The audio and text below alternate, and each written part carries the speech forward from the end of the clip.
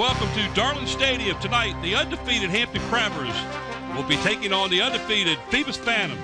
Hello, everyone. Mike Hauser along with Bob Hintz, Bob Killen, and Brent Musgrove on a misty evening Friday as the Crabbers and the Phantoms for the long-awaited meeting of the unbeatens. Tonight's game will be a tough game between both teams undefeated. What we'll do now is send it down on the field where Bob has Coach Bill D of the Phoebus Phantoms. I've got Coach D here with the Phantoms, and Coach, big games all year long, they're going to be big games, but when you get two undefeated teams together, really the hype, the newspaper, everybody's hyped up about this game tonight. How about the kids? Are they loose? Well, I'd like to think so. We try not to approach any game, this game like we do the other games. I mean, of course, there's going to be a little more excitement, crosstown rival, and let's face it, you guys and everybody else talk about this game before the season even starts. So, so but I think the kids are, they're loose, and I think they're prepared just like they are all week, and we just hope to come out and play a good football game. Well, I know you and I talked earlier in the week. Your team has given up under 2.5 points a game on defense. And I have seen twice, once on the 4-yard line, once on the 5-yard line with first and goal on the other team and them not get in the goal line. This is something your defense really takes heart, don't they? Well, I think they're playing real well as a group. That they take a lot of pride in, trying to keep the other team out of the end zone, which is a important part of it. That certainly help you win football games. And right now I think they're playing well, and then we'll be tested tonight. Do you have anybody that stepped up that is surprised is doing better this year than what you thought they would? I just think they're playing together as a group. The senior group has really stepped up. I think, I always talk to the kids. I think you react to how your seniors play. And then a lot of the underclassmen who are playing on defense have really, filled in spots and done real well. So I'd hate to single anybody out, but I do want to say that I think the seniors have done a great job and has led for the rest of the group. Well, it's always important to have good senior leadership. What do you expect from Mike tonight and the Crabbers? Well, you never know. Last year you asked me that question. He came out in a whole different set. And, they're going to be prepared. They're going to try to come out and take advantage of what he thinks our weaknesses are and vice versa. It's always an interesting game. It always is, and I just want to tell you you've done a good job over there. We always look forward to doing your games, and good luck tonight, Coach. I appreciate it. Thank you. All right, let's go back up to Mike. Okay, thanks, Bob. The Hampton Crabbers, they are ranked number 9 in the state now by the AP poll, along with the Phantoms, who are ranked number 4. Some common opponents so far this year, the Hampton Crabbers defeated the Kickingham Warriors 6-0, but yet again the Phantoms went kind of amok, and they beat the Kickingham Warriors by a score of 59-14. So what we'll do now is we'll send it back down to Bob, where he has Coach Mike Smith of the Crabbers. All right, got Coach Smith here with the Hampton Crabbers. Mike, it's a big game tonight because both teams are undefeated. And good articles in the paper about some of the guys that you have coached. That's always nice to see these young men that they mention them again. They don't forget about them. But your defense has given up less than a touchdown a game. So you got to be pleased with your defense. We played good. We played a little spotty sometimes, but overall we played pretty good defense most of the year. What do you and I look at your defense, you've got a lot of youngsters. You got one freshman starting and quite a few sophomores and juniors on it. So you got to be pleased because they're improving every game. And at this point in the game, the freshman ought to be at least a sophomore. Well, yeah, but at this point in the season, you don't have any rookies. I mean, they've got to play, and they counted for themselves well this year. They'll do fine. They play hard. That's a big thing. Yeah, and that's all you want from the kids. Get out here and play well and make minimum mistakes, because mistakes is what's going to hurt you. That's true. They'll take you. Mistakes will take you out in a hurry. But these guys are going to play hard, and they're going to play solid. I'm sure they're going to make mistakes. I mean, the kids are going to make some mistakes, but you got to minimize those as much as you can and enjoy the ball game. That's competition. That's what it's all about. Well, we've talked upstairs a lot about the way you guys make adjustments, especially at halftime, but you also make adjustments during the game. And to me, that's a tough thing to do, but you guys, your coaching staff does a good job doing that. Well, you have to have enough offense in, I think, with during the week to be able to make those things. And we try to adjust. Sometimes we adjust a little too late, or a little later than we'd like to. We had a little problem last week, first half adjusting, but eventually worked it out at halftime and shut them down pretty much second half. And sometimes the kids just get a little high to start with, They get a little too involved in just playing their own football. They revert back to the street football, and that happens. You got to settle them down. But well, they look like they're loose out here tonight. well, there's no reason not to be. I mean, it's life will go on. There you go. Tell me what you expect from the Phantoms tonight, Mike. Well, I would expect that they're going to try to get the ball to number 12 quite a bit. He's a kid that you get the ball in his hands in space. He makes it difficult for you. Right. He's a very good athlete, and they're going to probably try to get the ball in his hands. He's a kind of like a Reggie Bush type of guy, plays from Southern Cal. Percy Harvin over at Lansdowne, Yeah. the type of kid. Just try to get the ball in their hands in space and let them run. He can make a lot of things happen. Right. Well, Mike, it's always a pleasure to talk to you. You've done such a fantastic job at Hampton for the number of years you've been over there. We won't count those years. That's too many. Well, I ran into a good buddy of yours the other day, Chamblin. Bob? Yeah, he said, I remember when Mike was a biology coach, teacher over there. I said, it's been a few years ago. Yeah, I remember when Bob was JV coach over there. Well, listen, good luck to you tonight, Coach. Thanks. Good enough. Well, let's go up to Mike and tonight's sponsors. All right, tonight's game is brought to you by Zoom Sitco with locations throughout the peninsula.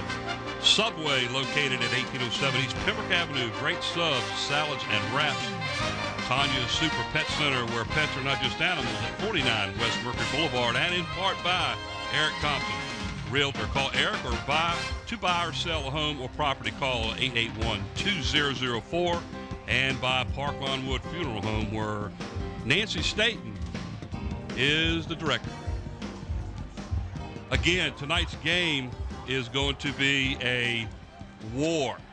The Hampton Crabbers will be going up against a team who has put together quite an offensive fury so far during the year, Bob. Well, they really have. And, I was talking to Bill D earlier in the week, and he says his defense has got to step up like they have all year. They have done real well all year and not make mistakes. And I think that goes with both teams. Right. You make a mistake against a marginal team, and sometimes you can survive it, but you can't make a mistake against a good team and survive it. But they also need to be more physical.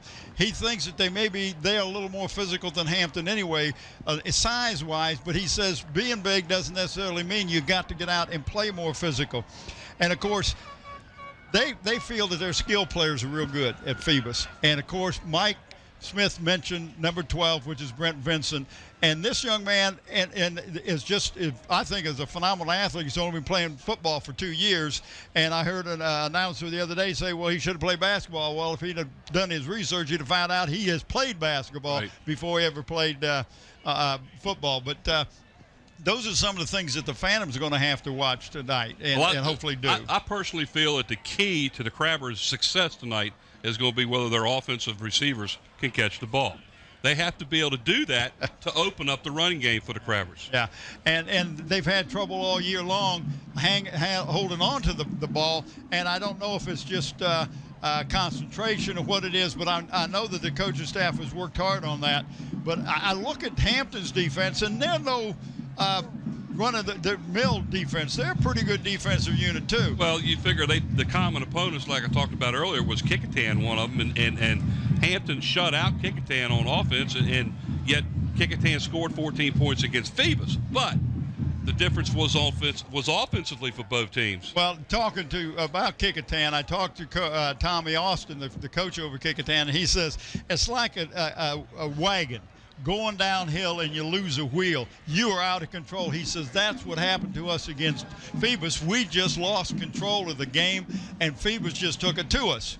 So that happens. Here's a good shot of the refs and the crew tonight. The referee is Bill Dozier. The umpire is George Adamowski. The lineman is Mick Hartzheim. Line judge is Mike Mann. Field judge is Scott Davis. The side judge is Pete Smith. The back judge is Mac McGahee. And our clock operator up here, Mr. Tim Ewing. From the Dallas Ewings. Yeah, the Dallas Ewings. He's over here. He's doing the same thing he does every game. Yeah. Get the clock running. Get the clock running. Okay. But, just a couple of comparisons, and I want to thank Bob Killen for giving me this. But if you look at Phoebus on offense, they have two young men at guard, Maurice Hampton and Townsend. And one is 6'5", 295. The other 6'4", 300. They're matching up against Hampton's defense, Willie Hainsworth, who is 6'3", 245, and Tim Richardson, who is 6 foot 230. So you're going to have a lot of beef right there. Who's going to win the battle at the line of scrimmage? If you control the line of scrimmage, you'll win the ball game. I firmly believe that, and I believe the defense will win you the ball game. If Hampton can run the ball and pass the ball and move the ball down the field, then it's going to be a long night for the Phantoms. But on the other hand, if the Phantoms can keep the ball away from the Crabbers and move the ball down the field, chew up some time and some clock and score, then, that puts the pressure back on the Crabbers, Mike. The Phantoms, they're scoring at a rate of 51 points plus a game. So offensively, the Phantoms have been on a roll. The Crabbers, by no means have been slouches. I mean, they're putting up 27 plus points a game. So, again, the key to me is Hampton's offensive receivers are going to have to be able to catch the ball. And if they can catch the ball, it'll open up the run game. Absolutely. It might be a little bit different situation than. So again, well, they're going to start Clemens tonight at the fullback place, and he's been coming in as a replacement. He has impressed the coaches this week, so he will be starting at the fullback position tonight. I remember seeing him a couple of weeks ago. He did a very good job. Yeah, wasn't he our player of the game one night? The first game we did, he was player of the game. But I want to go back on defense real quick. Hampton's on defense, Mike. They have 5 seniors, 1 junior, 4 sophomores, and a freshman. Phoebus, on the other hand, has 8 seniors and 3 juniors. So you can see there's more experience on their defense, right. And that's probably why they're left one of the things giving up a few yards. One of the things Mike Smith talked about early on in the season was how young his team was, and a lot of these young kids that are freshmen that are getting a lot of playing time. What's that going to do for them in another year or two? It's experience. It's going to be. It's really going to help them out. These freshmen now, like you said earlier in your conversation with them, are they're playing like sophomores now. Yeah, they're not rookies anymore. Mike, we will pick a player of the game from each one of these teams tonight, and that player will receive a shirt. It comes with the Tidewater Team Sports, which is located at 11839B Cannon Boulevard in Oyster Point section of Newport News. It's your one-stop sports headquarters for screen printing, embroidering, uniform apparel. Call 9594044. Captain Fenner, Bill Dozier, how are you doing? Captain McDonald, Bill Dozier, how are you? Okay. Captain Robinson, Bill Dozier. Captain Wright, right? Captain Ward, Captain Vincent. Introduce yourselves, guys. Come on in, guys. Come on, guys. Come on in, introduce yourselves. All right, guys, listen up. Let me tell you what. We're not going to have any glaring, any stuff tonight, okay? It's going to be sportsman. It's going to be sportsman, okay? All right. Okay. Hampton, I'm going to call you black. You got a lot of red on. No, I'm going to call you red, okay? I'm going to call you red. The black might confuse me. I'll call you red. Phoebus, I'll call you white, okay? If I have a foul, ask the white captain or the red captain. All right, 2 things I want you to take your teams, guys. When the whistle sounds, it's over. You got a guy wrapped up, don't stick him on his head. The other thing is, sportsmanship, guys. When you hit somebody, they know they've been hit. Don't get in their face and talk to them. All right, we had a pregame toss, and Hampton, you won the toss. You elected to receive. Right, Captain Taylor? Okay, and you can receive that. And put your backs around here. Put your backs around here, please. Hampton has won the toss. They will receive. Bring them out, guys. Have a good ball game. All right, that puts the Hampton offense on the field first. Well, let me go real quick. Let me do this play of the game again since I got out loud by Mr. Dozier down there. A shirt comes with Tidewater Team Sports. It's located at 11839B Cannon Boulevard in the Oyster Point section of Newport News. It's your one-stop sports headquarters for screen printing, embroidering, uniform, and apparel. Call 594-0411 and talk to David Chubb or Terry McNamara. First chance to get, we'll show the starting lineups for the defense and offense on both teams, since we know who's going to have the ball first. Here we come with the offense. We got Taylor at quarterback. Childress is split end. Clemens is your fullback. Fenner is your tailback. Your wideout is Isaac Hill, and your other wideout is Tevin Swan. At the guard positions, we got Richardson and Ragdale. At the tackles, we got Kane and Childress, and Garcia is the center. Give you a chance, we'll show you the defense for the and Phantoms. we'll get that going. As the Phantoms are setting up now, here's the defense for the Phantoms. The safeties, Chris Tucker. The cornerbacks is Brent Vinson and Donathan Robinson. The outside linebackers is Dante Boone, Jonathan King. The inside linebackers is Keith Barnes and Haroon Brown. The defensive ends is Colby Walker and Landon Givers, and their tackles, Maurice Hampton and Matt Wright. There's a good shot of those young men, and we're getting ready to start this ball game. Kicking off for the Phantoms, Lamont Frederick, taken at the 13-yard line. That looks like Fenner as he gets out to about the 21, where the Crabbers will take over 1st and 10. And that was number 30 for the Phantoms, making a stop, Dante Boone. Dante was one of those defensive men that you talked about, plays one of the outside linebackers.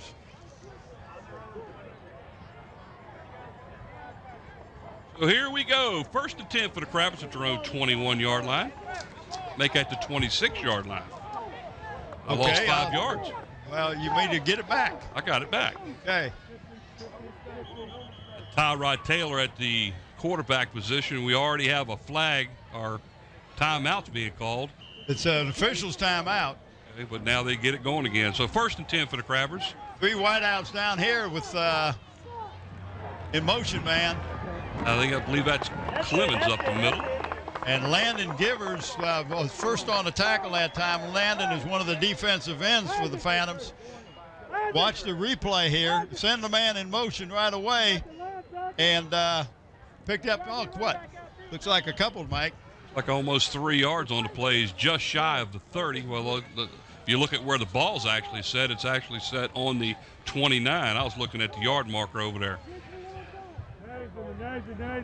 Picked up almost 3 yards on it. 2nd down, a long 7. It's Taylor on the keeper around the right end. Nice move. He only picks up about 2 yards on the play.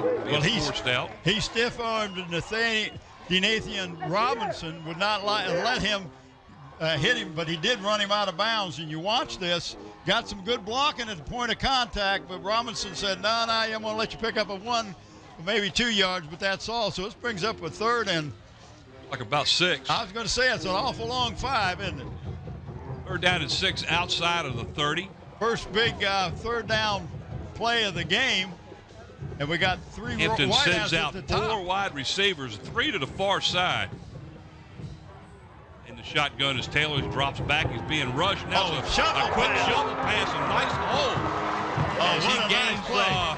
That was 33 for the Crabbers that got that ball. That was win, wasn't it? 14-yard gain on the play. That was a nice play.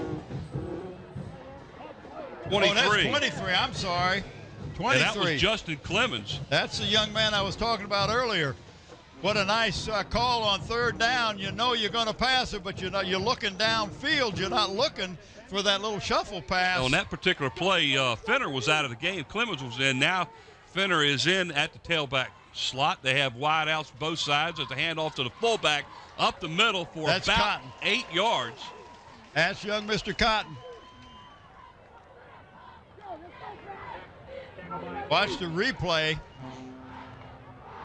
He moved to his left a little bit and got away from the block, and it allowed him to pick up 8 yards on the play. 2nd down, long 2 for the Crabbers. And this is what the Crabbers want to do, is they want to move the chains. They want to have 2nd and 3rd and short. They're still in that spread formation with Jacoby Fenner in motion. Like he picks up a good yard, but he's going to be a half a yard short. Let's see where they mark it. Originally, they were going to mark it on the Phantoms 45, but it looks like they're going to pull it back a little bit. Landon Givers again on the stop. That was 42 on the carry, Doug Graves. And he is shy of the 45. It's a 3rd and a long one now for the Crabbers.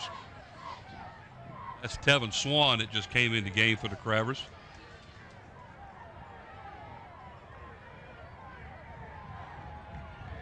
That is again Graves that is in the backfield by himself. They may just go with a. They attempted to draw him off sides, and they right. did, but I don't think he got the flag. Well, now he did. His second effort got him. He didn't get the flag, but second effort got him the first down. If we showed a replay, I think the Phantom player was off sides there, but either way, he's got enough. The one player jumped early. It was close. Either way, Taylor gets the first down with a gain of 2. Crabbers have a 1st and 10 at the Phantoms 43. 9:17 on a running clock here in the first period of play. Opening series of the game here between Hampton and Phoebus. That's a keeper by Taylor. That's a design play. He looks at something in that defense, and if it's open, he just goes right up the middle, gets behind those 2 big tackles. The 2 big guards he's got on offense. Pick up of about 2 on the play up to the 41-yard line. 2nd down and about 8 for the Crabbers. The 2 guards there are Tim Richardson and Chris Ragsdale.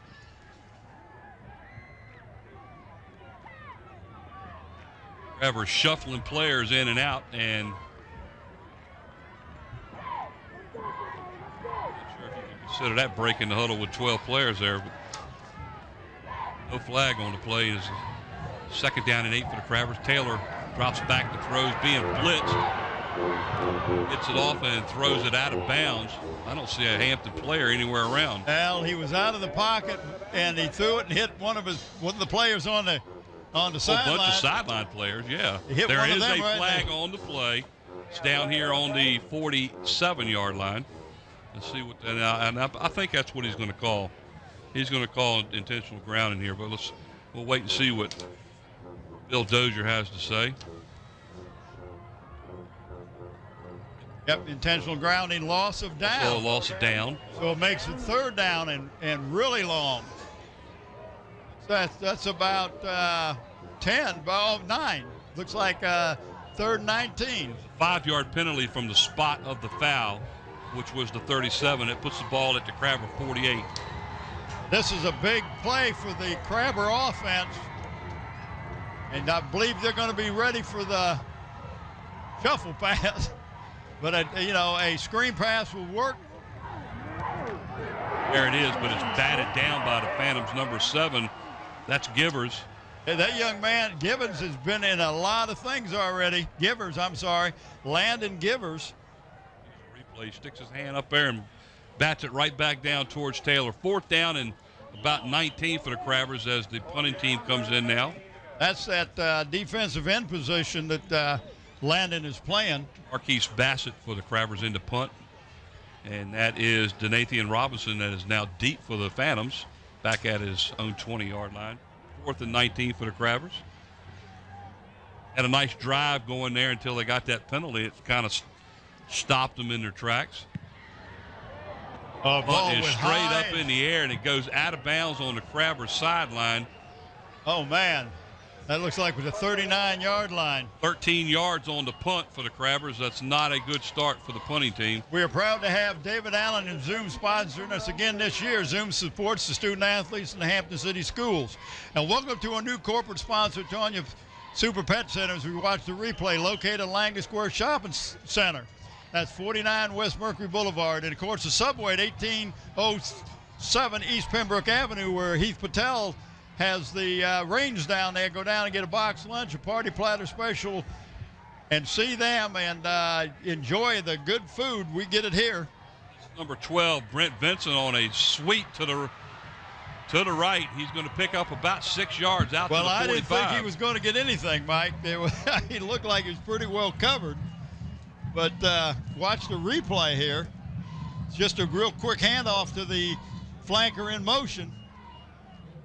And you notice as he makes the turn there, it looks like he's kind of doing a shuffle step because it has been kind of misting all day, so it's a little damp out there.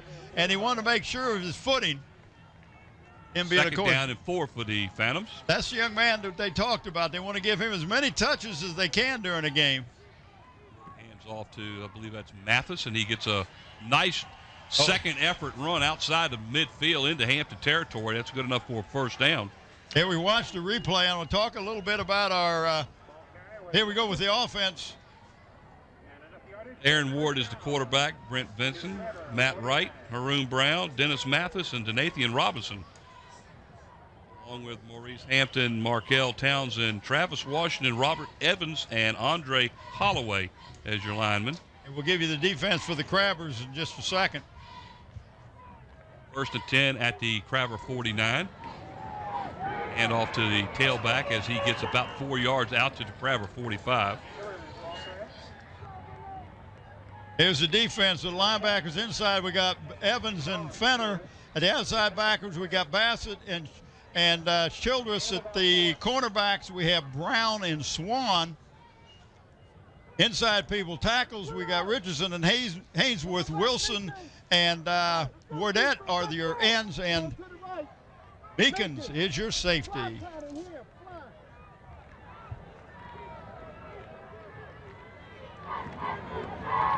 Nice keeper by Ward as he got to the right side and there was nobody there to get to him. He's going to pick up, looks like about 18 yards. That's going to be good enough for a first down. We've got a, looks like, no, player looked like he was injured there for a minute, but he got up. Watch the replay. We'll talk about our crew. We got on cameras. We got Nathaniel Braxton and Susan Bowers. On the sideline, we got 3 working tonight. We got Steve Fryer and Mike Nowinski and Ron ESPN Baton. Graphics and animation, Andy Foley. Slow motion instant replay, the birthday boy, 30 years old, Andre Mattingly. At camera control, Sarah Myers. Production assistant, Renee Camden. Audio chief engineer, Don Charaus. And the director producer, Big Guy, Scotty Beam Me Up Bowers. 1st and 10 for the Phantoms. And off to Mathis, and he's hammered pretty good there at the line of scrimmage. He may not have gotten to the line, so yeah, it's going to be tough for him to get to the line of scrimmage. Looks like he may have lost about a yard on the play. 2nd down, close to 11 for the Phantoms. Good defensive play on the right or left side of the defense. Crabbers on that play. 2nd down and long 10. I would say 11. Nope. Short 11. Wide receivers are split to both sides. Mathis is the tailback. Ward quarterback. He drops back. Has a little swing pass out here to number 12, who is Brent Vinson, and he gets a nice move out there and gets all the way inside of the Crabber 20 down to the 16-yard line. You see why they want to get him as many touches as they can, Mike. And this is somebody, when we watch the replay, Brent Vinson had been talked about by Brent Musgrove. Musgrove had talked about him early in the year and said he really likes this young man as a flanker. He says he's got great hands, but what he also shows, he's got speed. One-on-one, he's hard to bring down. 1st and 10 for the Phantoms at the Crabber 16. 5:39 to go in the first quarter. No score. As the Phantoms have their first threat of the game. That's Mathis off the right tackle down inside the 10. And it looks like they're going to mark it right at about the 10-yard line. That's a gain of, maybe 6 well, on that the was play. Billy Evans on the stop, number 32. Billy plays one of those inside linebackers. But he didn't make the stop until after there was, 7 yards picked up, Mike? About 6. 2nd down and 4 with the ball sitting right at the 10-yard line. 5 minutes to go in the opening period of play. The Phantoms have 3 wideouts, 2 to the far side, and that's Ward on a keeper up the middle, and he gets inside the 5 where they're going to have a 1st and goal. That was just pure determination that time. He decided he was going to take it, and he's going to try to score. Split out the offense. Yeah, he did. He split his tight end out a little more, split Matt Wright out, and he just went right up the middle, and you can see him fighting, getting down to don't be surprised if you don't see that same play on this one. Well, if you look at that Hampton defense right now, they're in there awful tight right in the middle. I don't look for him to do it again. 1st and goal at the 4. It's Vincent hands off to Mathis. He's hit at the 4, works his way down close to the 3, and brought down hard by the Crabbers defensive lineman. Well, I tell you, the Crabbers have got to get up tough right here and maybe hold the Phantoms to a field goal. But you can see right there was a group of Crabbers saying, we're going to give you a yard, Led but by that's number all. 75, Isaac Kane. We've got a referee's timeout for an equipment problem, it looks like.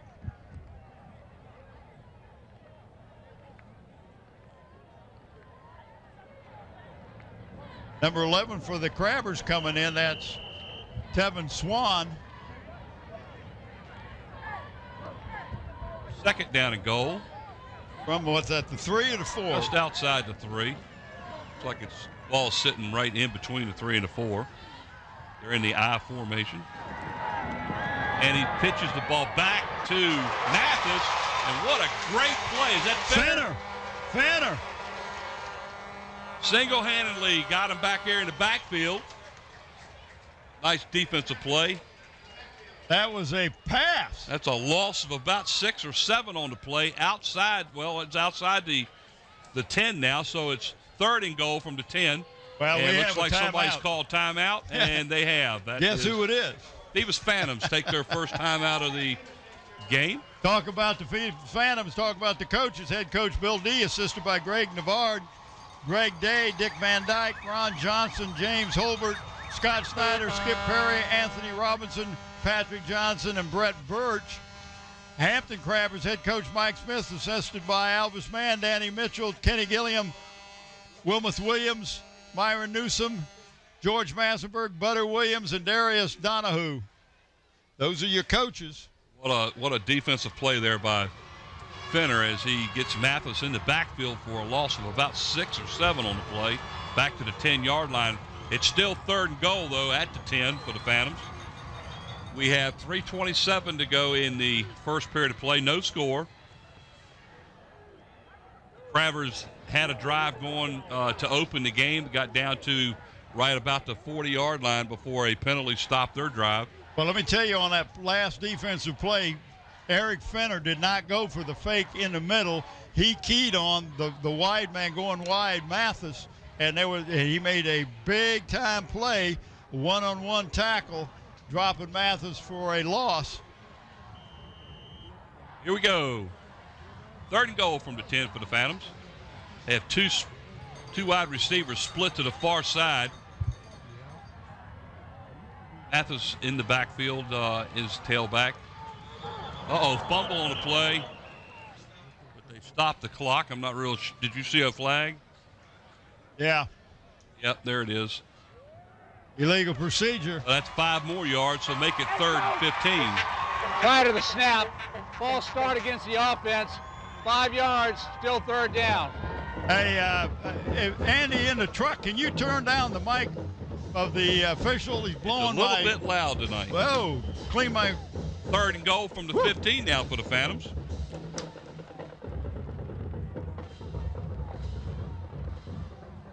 Robinson and Vincent both split to the far side. Mathis is the tailback. Ward behind center. Vincent. Almost a great play there as Ward's being chased out of there. Pass is overthrown to a wide open. That's Robinson. That's Robinson back there. Nice play on the defense, though, but it's going to be 4th down and goal from the 15. Well, you have to take your hat off to Ward, because he looked around and found the open receiver. He was pressured, and he just overthrew him. And you can see he just got too much air underneath that ball. But he found the open man, the only man that was probably could have caught the touchdown pass. But now we're going to have a field goal attempt. Lamont Fredericks on looks like a 32-yard field goal attempt for the Phantoms.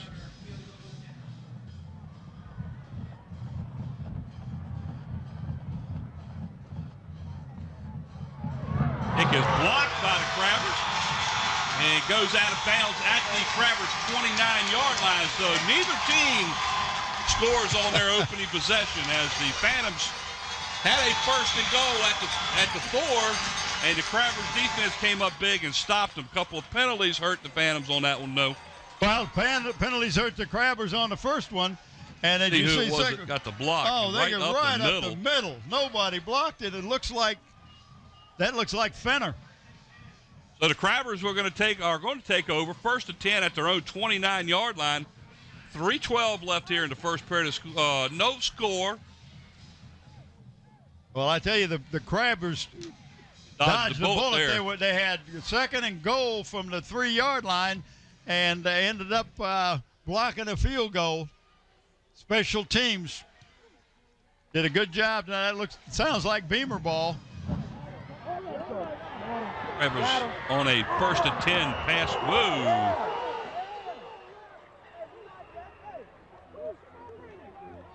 Pass was intended for number 23, Justin Clemens, out of the backfield, a little bit overthrown. And he was open. Bit of a late hit there, and it wasn't called. 2nd down and 10 for the Crabbers.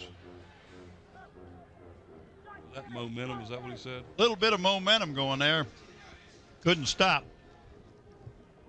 Ball sitting at the 29-yard line. 2nd down and 10 for the Crabbers. 3:07 to go in the first period of play. No score here at Darlin Stadium. What looks to be a packed house. It chased out of the pocket and almost brought down.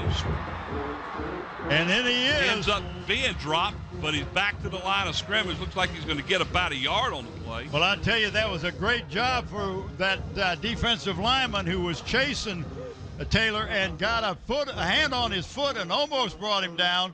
And you see right here, that looks like number 7. That's young man Givens again. Givers again. I call him Givens. It's Givers. 3rd down and 9 for the Crabbers at the 30-yard line.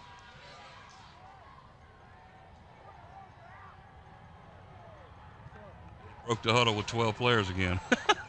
I don't know how they can do that. You get by with it. Well, they keep running players in and out, and now let's see, they got 4 wideouts, 3 to the far side as he's in the shotgun. That was a little delayed pass over the middle. Looks like it was intended for Tevin Swan through his hands. That was actually a flanker screen that they were trying to set up that time with Swan, and they just didn't get it done. So that brings up 4th down. So the Crabbers are going to have to turn the ball over without getting their first down on this possession. A little bit of confusion on the offense. At this point in time, they're having a hard time figuring out who's supposed to be in the game. That is Marquise Bassett now back into punt. Last punt he had was like 13 yards. This one is a little bit better. A lot of height on this one as it's going to land at the 45 and get a Crabber bounce inside the 40 down to the 38? 38 where yard the line. Phantoms will take over 1st and 10. That is a little bit better. It's a 32-yard punt for the Phantoms. Just want to let the fans know that next Friday, October 28th, we'll have Bethel against Kickotan, and then on November the 11th, the last game of the regular season, we'll have the Bethel Bruins being hosted by these Phantoms from Phoebus. Hampton could not muster much on their second attempt of the first quarter. Now the Phantoms will take over. 1:54 to go in the opening period of play. Still no score here at Darlin Stadium on a cool, misty Friday evening. Ford is under center. Hands the ball off. Is that Benson? Number 12. Yeah, the ball's going to be called back because there was a holding penalty down here on the Phantoms. I think the referee almost threw the flag and hit him. Yeah, I see the flag. It looks like it's at about the 43, so it'll be 10 yards from that point. So eventually what's going to happen is they're going to lose about 5 yards on the play, and it'll still be looks like a 1st and 15 once they mark off this 10-yard penalty. They mark it off from the spot of the foul. Holding against the offense, 10 yards from the spot of the foul, remains 1st down. The official can't catch the ball. Is that George Adamowski, my old buddy down there? Got to keep your eye on the ball, George. So the ball is spotted at the 33. Essentially, it's a 5-yard loss.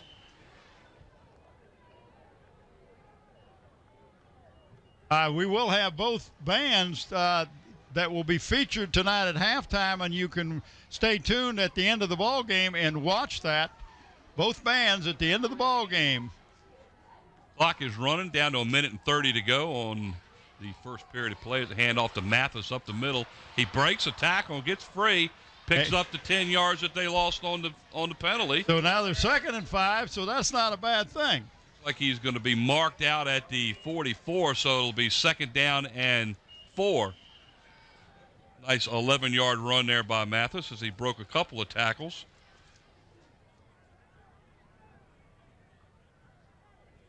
Crabbers continue to shuffle players in and out.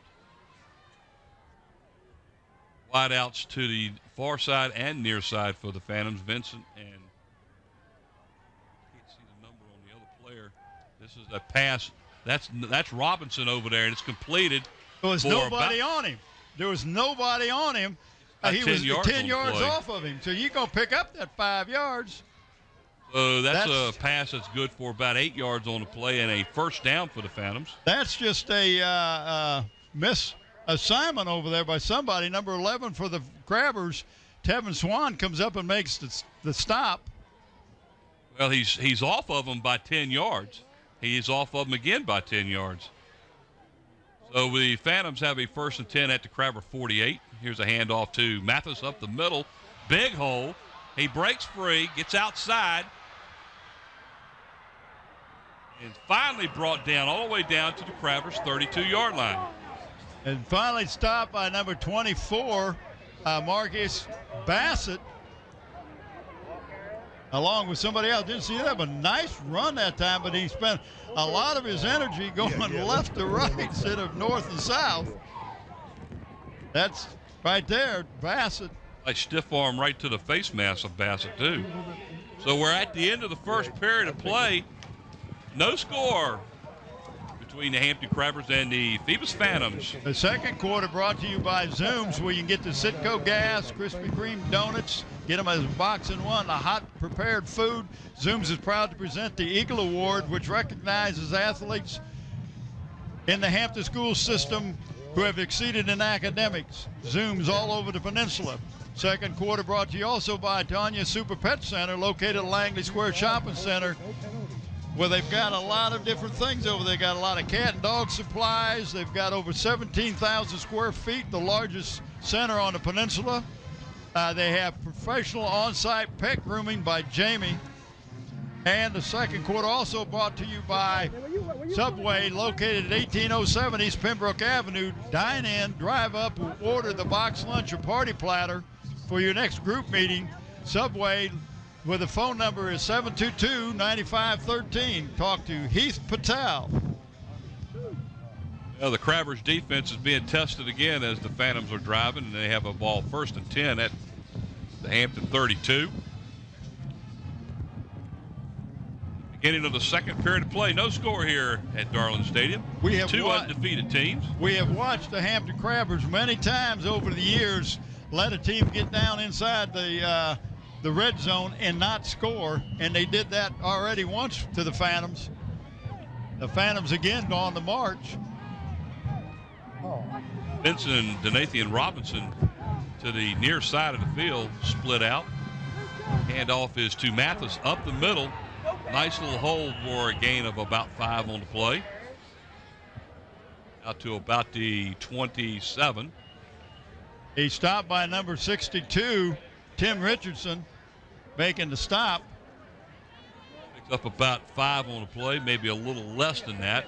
Second down in, looks like they mark him with a 4-yard gain now, so they pulled him back about a yard. 2nd and 6 for the Phantoms. Again, Vincent and Robinson to the near side. They're giving Robinson 15 yards. Handoff to Mathis up the middle, untouched for about 15 yards, all the way down inside the 15 of the Crabbers to about the 14, where the Phantoms will again have a 1st and 10. Mathis went through a nice hole that time. And a nice block in there by number 32, Haroon Brown. Well, now it's 25, and I'm sorry, that's Colby Walker. The Crabbers had 12 on the field that time. There's Mathis up the middle as he gets inside of the 5-yard line. But I believe the Crabbers had 12 players on the field as Fenner did not get off the field in time before the snap.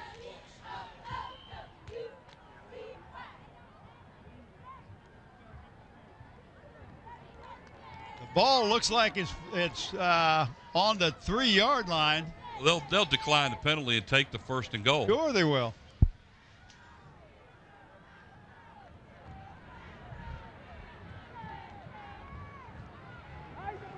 Back in for the Crabbers.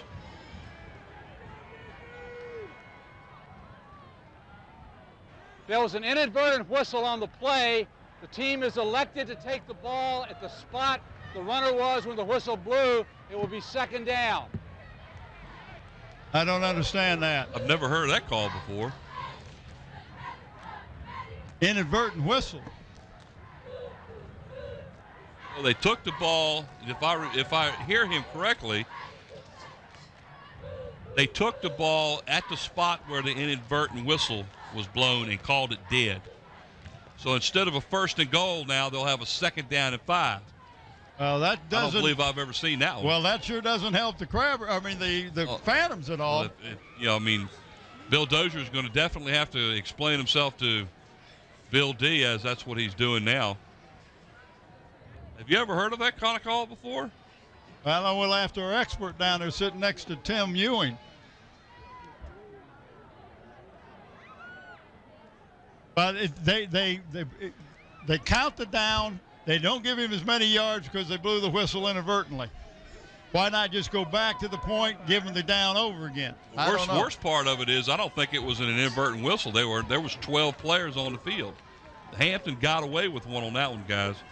So it's 2nd and 5 from the 10, inside the 10. As he is stopped for about a yard loss on the play, and that's Mathis. Well, listen, one thing that the Crabbers have done, you can't go wide on the Crabbers. They are just too quick for you. There's 3 guys that hit Mathis before he could make the turn, and he actually lost about a yard. Ball sits at the 9-yard line. Third down is 6 now for the Phantoms at the 9, as the Crabbers are trying to again stop the Phantoms from inside the 10. Ward back to pass, being flushed out.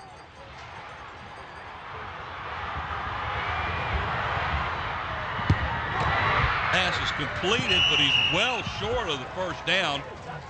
And let's see where they're going to mark him at. Looks like they're going to mark the 8-yard line. So that's a gain of a yard for the Phantoms, so it's going to be a 4th down play now. I tell you, he did an awful lot of running around just for 1 yard on that, didn't he? Yeah. If you're going to throw it, you got to find somebody in the end zone. That Phantoms have called timeout. There he is at about the 7 or 8 when he caught the ball. And he's tackled by number 11, Tevin Swan. The Crabbers again stepped up big down at when the ball gets inside the red zone. You can see that again. Watch how the Crabbers defense kind of contained Aaron Ward in the backfield and flushed him out. But a yard gain. Here's a replay on it. What a big break for the Crabbers on that inadvertent whistle, because the Phantoms were down with a first and goal from the 2, and now they end up with back at the 8-yard line again. That was Nathan Robinson on the reception as the ball is taken. He's taken down at the 8, so it's a gain of a yard, 4th down, and about 4. And it doesn't look like they're going to go for the field goal. They had the last one blocked. And, this has got to pump up your offense and defense for the Crabbers. The defense has stepped up tough twice now. That's right. This is the 2nd time in successive drives that the Crabbers have been able to stop them. But right now the Phantoms are going to go for it. 4th down and 4 from the 8-yard line. 9:35 to go in the second period. No score. Well, if they don't get it in, the Crabbers are going to have terrible field position. Keeper up the middle by Vincent. Did he get enough to get the first down? It depends on the mark. He's going to be close. And that's a good call if he got the first down. If not, the ball goes over to the Crabbers. and they've got lousy field position. We're going to have a measurement. And by looking at where they marked it, I don't think he got the first down. No, I don't It think looks so like either. he's about I think he's, maybe 6 inches short? What do you think? Well, I don't know. We'll find out as the sticks are coming in. Got the camera guy down there. Evan Swan jumping around. He They didn't get stopped it. him. He didn't get That's it. twice inside the red zone, inside the 10, that the Crabbers defense has stopped the Phantoms. So 9:30 to go here in the second period of play. No score as the Crabbers will take over 1st and 10 right at about their own 5-yard line. They have 95 yards to go. Oh, I tell you, I know you got to wonder if you're over there in the Phantom sideline wondered what in the world is going on. And we have They got a great break packed early crowd. I mean, there are people ring around this track here watching this ball game. Well, he almost got tackled at the end zone, but he got out to about the 4. Yeah, well, he lost a yard, but there was good defense that time on the secondary because there was the nobody defensive open. backs were right on the receivers. So they lost about a half a yard. About a half a yard looks like they lost. 2nd down and a long 10. Well, that's one thing Mike Smith's not afraid to do, is not afraid to call a pass play from deep in his own end zone.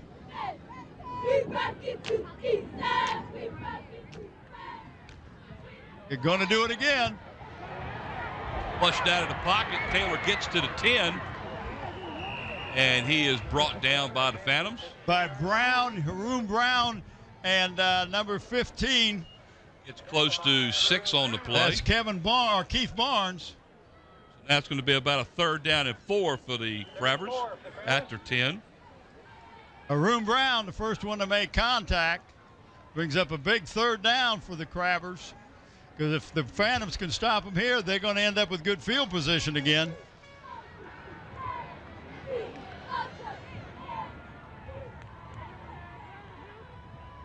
Dropping back again. He's being flushed out of the pocket. Nice pass, but he only gets about 2 yards on the play.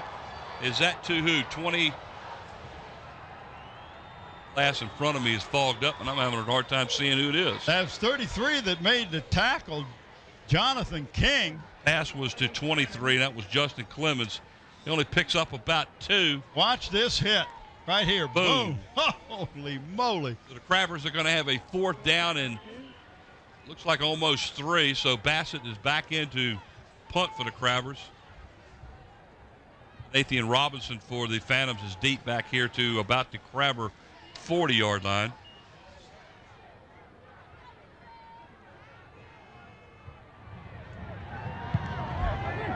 Line drive type kick as it gets a Crabber bounce to the 50 where Robinson picks it up and will pick up about 3 yards to the Crabber 47-yard line. Well, again, they've come up with good field position.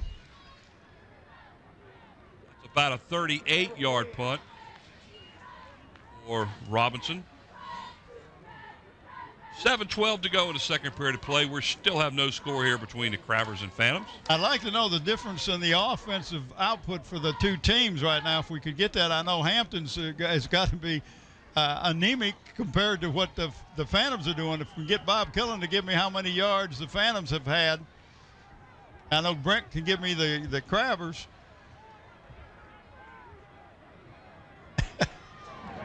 Hampton's got 32 yards. There goes Mathis up the middle again.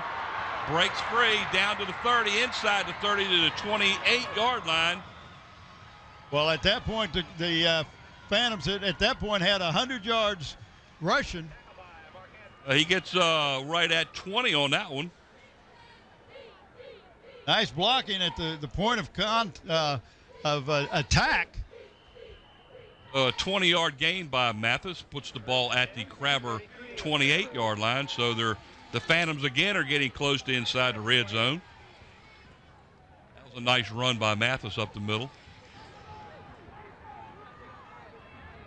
And Mathis up the middle. He's going to pick up about 5 yards on the play as he's stopped at about the 23-yard line. 65 for the Crabbers. Really, Hainsworth, 245 senior, 6'3", was the initial tackler. Second down and 5 for the Phantoms at the Hampton 23-yard line.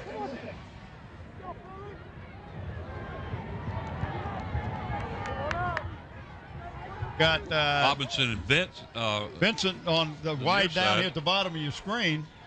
That's number 11, Matt Wright, to the far side. Well, there was a mix-up in the backfield that time because Mathis ran into Ward. He didn't know what side to go on him, and loses about 2 yards on the play. Yeah. Looked like Ward thought the runner was going to his right. Instead, he cut to the left, and they collided. Third down and about 7 now for the Phantoms at the Crabbers' 25-yard line. Phantoms have had a lot of success running the ball up the middle. There's a swing pass to Robinson as he picks up big yards down inside the 10 to about the 7-yard line, where the Phantoms will have a first and goal. Well, don't you know that the Crabbers were looking for Vincent to get the ball that time? They're both split out there, and Robinson wide open. It just looks to me as though the Crabbers safeties or defensive backs are giving the Phantoms too much room out there. Crabbers are bending again, but are they breaking? Not yet. Find out as the Phantoms have a first and goal at the Hampton 7.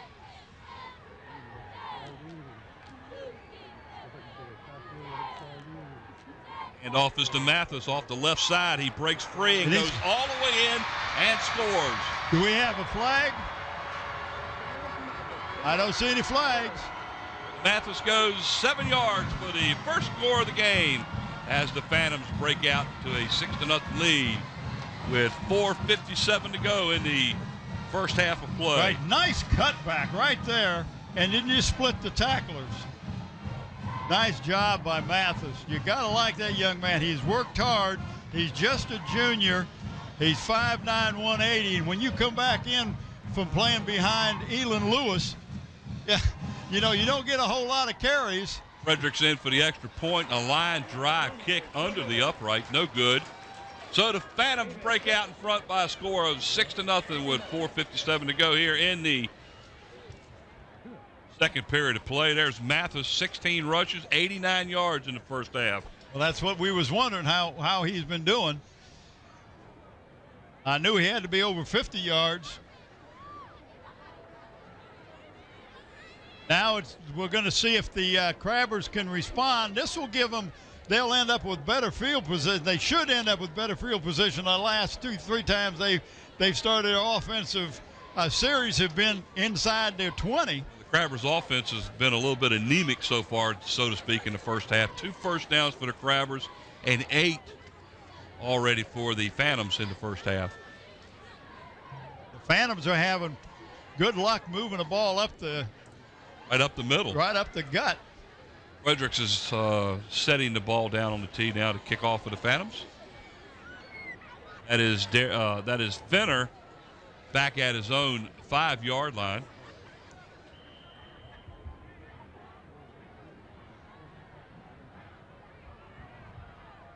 That's not Fenner.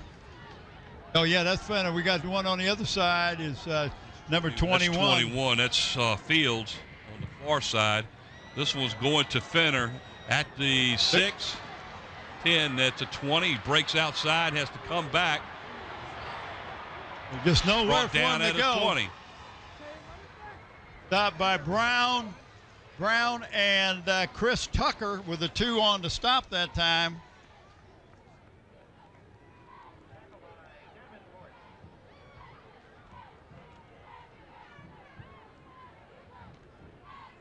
He just barely gets back to the 20-yard line. Well, they're going to mark it on the 19. So the Crabbers take over. That's a little bit better field position than they had a little while ago when they were down inside the 5. You think? Mike's got his hat turned around, so he's not pleased right now with what's going on. First and 10 for the Crabbers at their own 19-yard line. He's got to be pleased with his defense. They've kept him out there twice. Out of the end zone twice when they're down inside the 5. Taylor Quick on snap. a keeper right up the middle. Gains about 6 on the play. That was design play all the way. Nothing fancy. Just center the ball to Taylor and let him make something happen. He gets 7 on the play as they mark the ball at the 26-yard line. 2nd down and 3.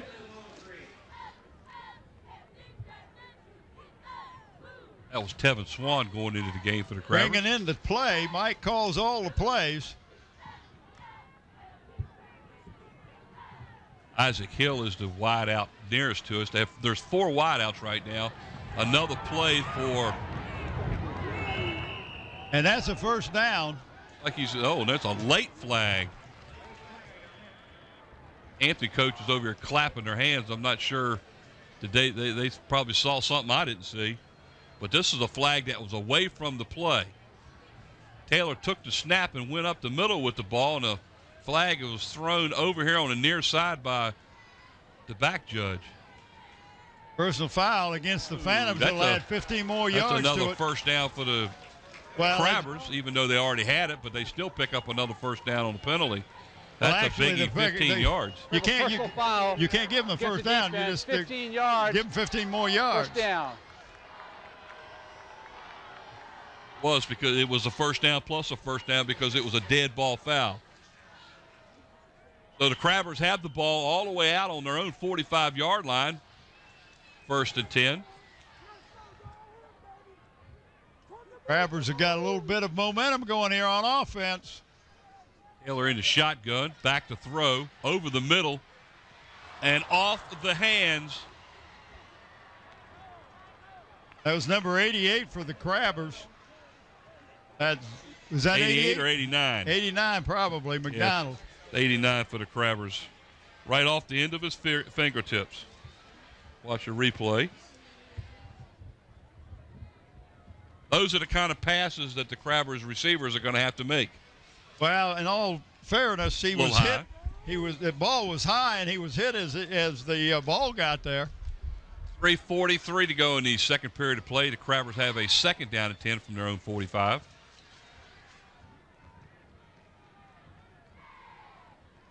Another pass play. The pass play out to, I believe that's number 9, Isaac Hill. And he's going to pick out up about 8 yards on the play. He's thrown out of bounds by Vincent. That's an 8-yard gain. I believe that's the first completed pass of the night for the Crabbers. So it's going to be a 3rd down and 2 now at their own. Let's see, the ball sits at the Phantoms' 47-yard line. Coming out of that shotgun gives Tyrod a lot of options.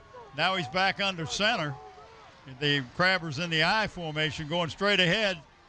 And off, oh my goodness, that was handed off to Clemens. And he is stopped by number 25. He's swallowed up like a little, that's little Colby fishy. Walker. Man, he loses 2 yards on the play as he's swallowed up at the Phantoms' 49-yard line. Nobody put a hat on Kobe, and he was in the middle of that backfield. This brings up a 4th down. 4th down and 4. Fenner comes into the lineup. 4 wideouts, 3 to the far side. Taylor being flushed out of the pocket, throws the ball incomplete to a well-covered receiver, and that's Robinson out there for. No, that's number 7. I'm sorry. It looked like number 2. That's Givers. A nice play by the defense as the Crabbers are stopped on 4th down. Had a lot of pursuit out there as Taylor was being forced out of the pocket and the ball was underthrown. So the Phantoms stopped the Crabbers' drive, and they will have 1st and 10 right at midfield with 2:53 to go in the second period of play.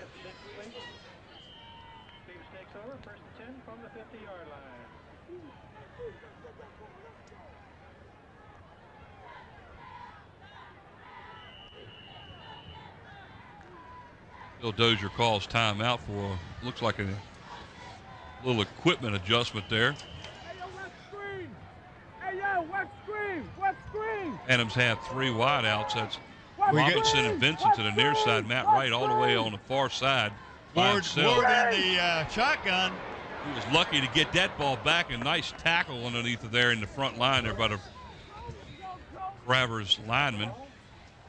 And pick up who the tackler was.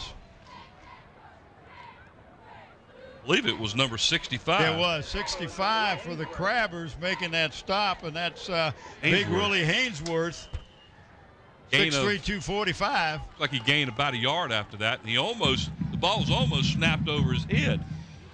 So 2nd down and 9. Again, the Phantoms come out with dual wideouts to the near side, Vincent and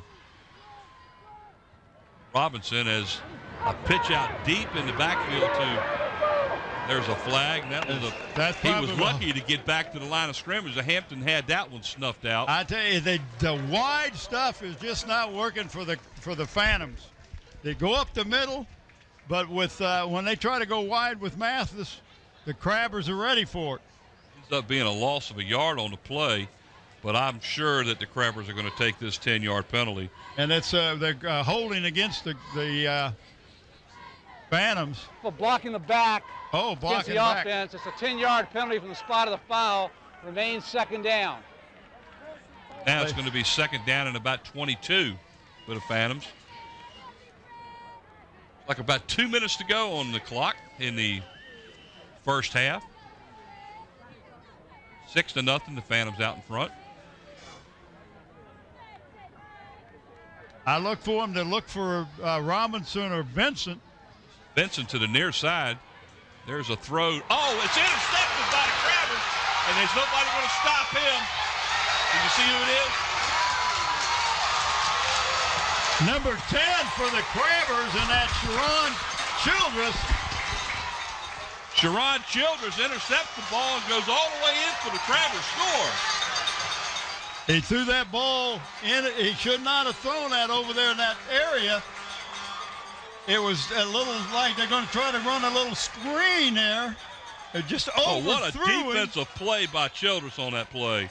The ball was intended for Matt Wright, and it just never got to him. This And now- Matt Mitchell now. Has a chance to take the lead. Matt Mitchell will go in to kick the extra point attempt. We got a timeout. Timeout being called by the Phantoms, and that is their last timeout of the first half. We want to show that replay again if we could. You turn the ball over, and I talked about that early in the broadcast. If you turn it over, and it's intended for a screen pass to Matt Wright right there, and he just threw it over his head. And Childress says, "Hey, I'm 11. I can take that ball." Now that went for 34 yards and an interception, and the Crabbers have tied the score up with 1:44 to go in the first half of play. Yeah, we talked earlier about defense. Was the Crabbers going to be able to stop them on defense? Well, They've stopped them inside the red. They've stopped them inside the 10 twice, and now they intercept the pass, running in for a score to tie it up. You know this has got to be a big lift for the Crabbers. well, no doubt about it. But right now, if you're in Phantoms over there, you had the ball. You could have taken it down, maybe scored before halftime. And now you go in halftime, and you can be down. All depends on what Matt Mitchell can do here with the extra point. Well, he has really improved since he first kicked extra points in the first game we saw this year. Snap's good. It's down. Oh, Big this block. drive under there as the extra point attempt by Mitchell is blocked by the Phantoms. Now we have a tie game. So now we're all Oh. knotted up at 6 apiece.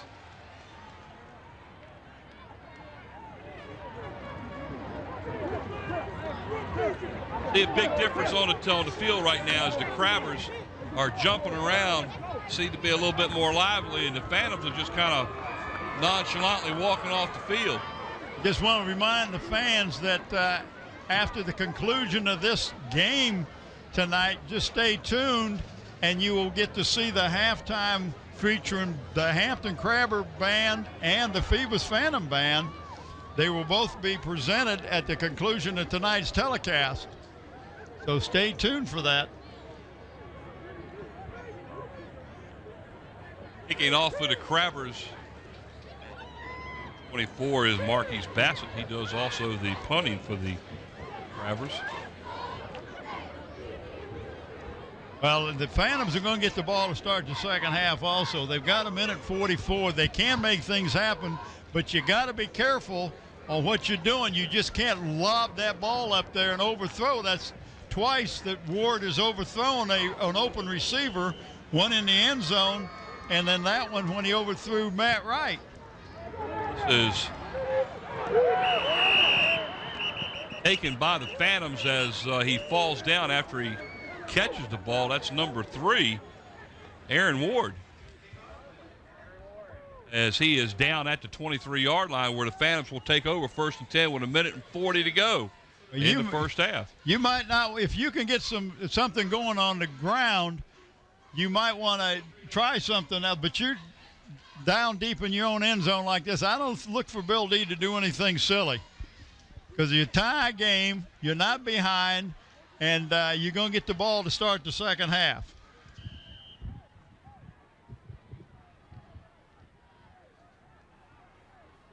Phantoms have the ball 1st and 10 at the 23-yard line. Ward under center. It keeps it on his own, and he picks up about 5 on the play.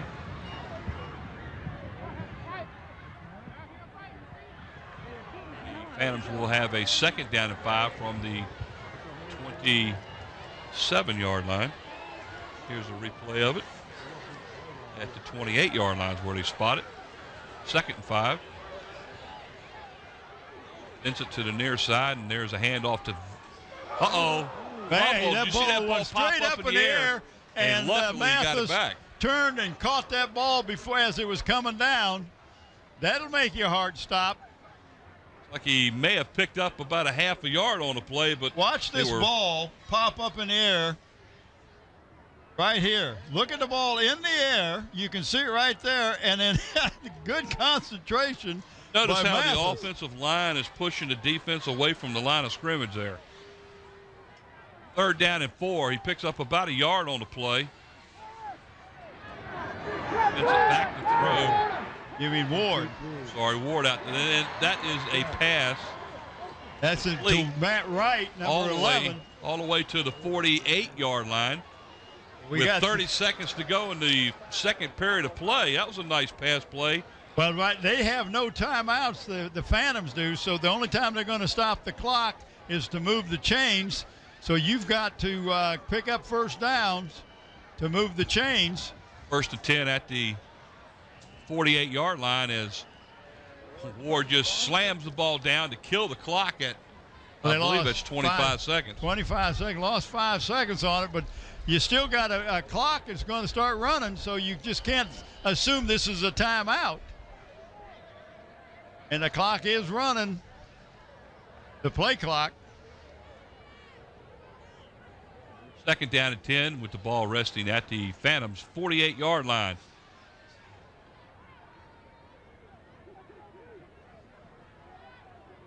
Got 2 wideouts down at the near side, and Vincent and Robinson. And then up on the top, we've got, that must be Matt Wright. Oh, he gets away from the tackle. Picks up enough for a first down. That'll they stop had him the clock in the backfield. again, but that gives us 10 seconds. He was stopped at the line of scrimmage. Is that a flag on the play? Or is that a towel? I don't see any flag. Back on the 45. It's a towel. So it's 1st and 10 at the Crabbers' 40. See it back here? I see it. Again, Vincent Ward throws the ball down to kill the clock, and I believe that's 13 seconds. They have some light bulbs that are out there. That is 13. Is that what that is? Yep. 13 seconds on the clock. Hey, how come Ewing doesn't fix those bulbs on that clock down there? Isn't that part of his job?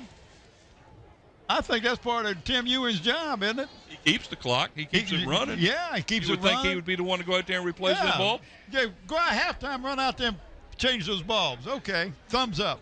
I like that. 2nd 10 at the Crabber 39. I don't think he's going to do it, though. He's just looking at you and grinning. Yeah, I noticed that. Here's Ward back to pass. A little screen pass out here. Did he have his knee on the ground? No.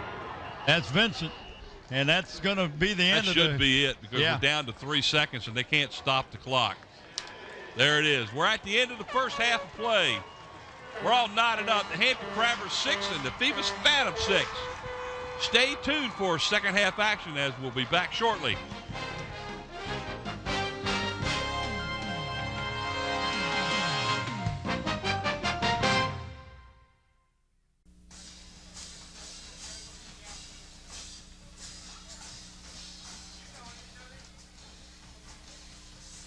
All right, back here at Darling Stadium with a score tied at 6 apiece between Hampton and Phoebus.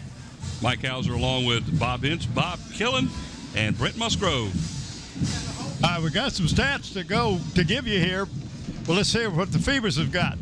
Rushing for the Phantoms, they rushed the ball 25 times for 140 yards, with Dennis Mathis leading the way, 17 carries for 90 yards. And Hampton carried the ball 13 times for only 45 yards, and Taylor, on 8 carries, had 25 yards. Passing the ball, the Phantoms were 6 of 8 with 1 interception, no touchdowns through the air, 68 yards. Their leading receiver was Brent Vincent. He had 2 catches for 22 yards. And the Hampton Crabbers were 2 of 6 for 10 yards, and they had Isaac Hill got 8 yards of the 10. There was a couple of times where the ball was a little bit overthrown on wide open receivers too. They have total yards. Total yards? 208 for the Phantoms. 55 for the Crabbers. The Phantoms had 11 first downs. Crabbers had 5. They fumbled the ball once. No fumbles were there. Penalties, the Phantoms were penalized 4 times for 40 yards. Crabbers 1 time for 5 yards, and now the Crabbers had a 34-yard interception for a touchdown by number 10, Sharon Childress. That 1 turnover by the Phantoms led to the 6 points for the Crabbers. 6-6 here at the end of the first period, end of the first half. We're all tied up between the Crabbers and the Phantoms. Season rankings in the state AP poll, the Phantoms were ranked number 4 and the Crabbers were ranked number 9. Well, you can throw the rankings out for tonight's game. The third quarter of tonight's game is brought to you by Zooms. We're proud to have David Allen and Zoom sponsoring us again this year. Zoom supports the student athletes in the city schools. Zoom's a great community partner. And Batonia Super Pet Center, located at Langley Square Shopping Center. Stop by the reptile department to see Big Ben, a 17-foot Burmese python. And the Subway at 1807 East Pembroke Avenue. Order your favorite combination on freshly baked bread. Meat or vegetarian, from a 6-inch sub to a 6-footer. Sure to satisfy any appetite. Opening kickoff, Bassett for the Crabbers kicks it off. And the ball's taken by Vincent, and the side judge is saying that his knee hit the ground at the 16-yard line. Yeah, I don't know that it hit the Vincent ground. doesn't think so. He was jumping around like that wasn't a... Yeah, he just went down and caught it, but we'll see if he did. Oh, yes, it did. Well, you can't tell from that. I can't tell. How can you tell? Well, you can't tell. You can't. Okay, we're going to pick a player of the game. And that's right. That's why the guys with the stripes get paid the big bucks to make a call like that from down there, big right? Big bucks. You're here. Yeah, I hear you. First and 10 for the Phantoms at their own 16-yard line. Well, you don't want to start off with a mistake right off the bat. There's Mathis up the middle again, where he's been successful. He's brought down. Yeah, Is that Fenner? My goodness. We will give a player of the game shirt to each player from each one of these teams tonight. And it comes from Tidewater Team Sports. They're located at 11839B Cannon Boulevard, Oyster Point section of Newport News. Your one-stop sports headquarters for screen printing, embroidery, uniform, and apparel. Call 594-0411. Talk to David Chubb or Terry McNamara. And what were you pointing at? Flag. We got a flag, 5 yards. And they they're going to declined it, so they'll take the down. Yeah. They didn't get anything. Nope, they got back to the line of scrimmage, and that's it. Second down and 10 for the Phantoms at their own 16-yard line. Had an illegal shift call. Penalty on that play was declined by the Crabbers. Well, the Crabbers are putting more people up on the line of scrimmage. They're going to stop that run right up the middle. And there's Mathis up the middle. He breaks free outside the 30 to the 32-yard line. Nice run by Mathis. Benner was one of the tacklers, but he was originally hit by number 22, Aubrey Minkins. Like Watch about this 17. right up the center. Sorry. Minkins is a safety. 17-yard gain on the play for Mathis. You don't want your safety and cornerbacks making the tackles. You want your linebackers and your interior linemen. 1st and 10 at the 32-yard line. Again, there's Mathis up the middle, where he's been very successful all night. As Crabbers stack him up after a gain of what looks to be about 7 yards on the play out to the 39. Childress was the first one to get his hands on him and tried to pull him backwards, but you can't pull a young man backwards when he's going forward like that. Watch this right here. He grabs him, tries to pull him backwards. He said, no, that's Sean Childress. Second down and 4. That's the fullback And up it's the middle. Broom. Big hole outside the 45 to about the 47. Oh, he's going to that get Colby? a good spot. Look where they're spotting the ball. Was that Colby? Was that Walker? Yeah, number 25, Colby Walker on the carry. Oh, man, they marked that ball all the way to the 49-yard line. Got First a good and 10. Got a generous spot. It was Mathis again as he had him caught in the backfield, but he ends up picking up about 2 yards on the play as he breaks crossed the 50 into the Crabber territory. Just crossed it. The Crabbers are making more, are getting more penetration on defense, it looks like right now. It's one of the things that the Phantoms couldn't do in the first half. They couldn't go outside where the Crabbers stopped them pretty well, but going up the middle, they had a hard time stopping it. Mathis, 21 carries already, 114 yards. Ward on a keeper over the left side. Looks like he's going to pick up about 8 yards on the play. That's going to bring up a 3rd down and 2 for the Phantoms as the ball is going to be marked at the Crabber 43-yard line. Watch the replay, and it's an option play, and the pitch man was covered, so he just turned it up and picked up good yardage, 3rd and short. Phantoms playing no huddle here. Well, they're not letting the Crabbers make all those defensive substitutions they were making the first half. 3rd down and a long 2. Again, hands off to Mathis up the middle and successful again for about 4 inside of the 40 down to the 39. That's again a 1st down for the Phantoms as they are on the march. 62, Tim Richardson, 65, Willie Hainsworth combining to make the tackle, and that's your 2 tackles, your 2 defensive tackles. But again, you can see the no huddle, and this is something that the Phantoms have worked on this week. And there's Haroon Brown straight ahead, your big fullback. It isn't Colby Walker again. I keep calling Brown. Walker's the one that's doing it. It's out to the Crabber 35-yard line. Gain of about 4 on the play. You're right, Scotty. You're right. 2nd down and 6, a long 6 for the Phantoms. And off to Mathis again up the middle for about 3 on the play. He ran right into big 68 and 35 for the Crabbers. Big 68, that's Darius Moore, 6'2", 260. That's going to bring up a 3rd down and about, looks like a little under 3. Call it 3rd and 3 at the Crabbers 32-yard line. They need to get down to the 29 for 1st down. I think that is 3. 8 minutes to go now in the 3rd period. Still 6-6 is the score.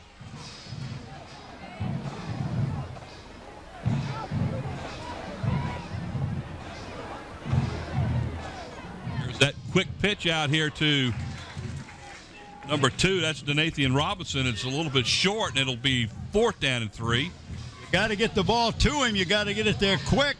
They're giving them a lot of room out here defensively as far as the Crabbers are concerned. Yeah, but you got to get the ball to him. You can't throw it that low.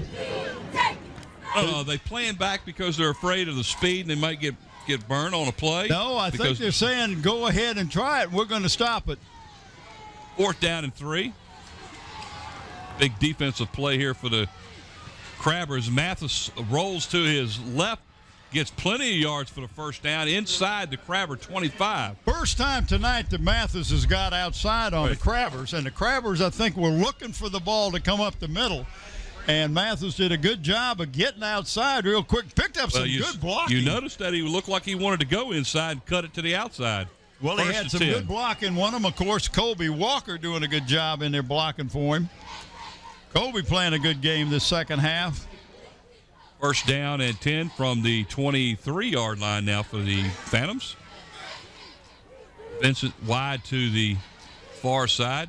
Robinson to the near side. Mathis is in the tailback spot. And off to the keeper. He faked the pitch. He'd have been better off pitching it, but he didn't. He held on to the ball and got tackled. I think he'd been better off if he gives the ball to the first man. Could have been. I do believe the first man was open. Watch this. He's coming right through. He'd have picked up some nice yardage. Well.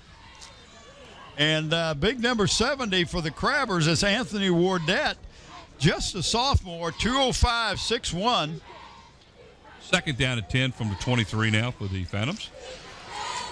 As the Phantoms, again, for about what I believe this is the fifth time they've been deep in Hampton territory tonight.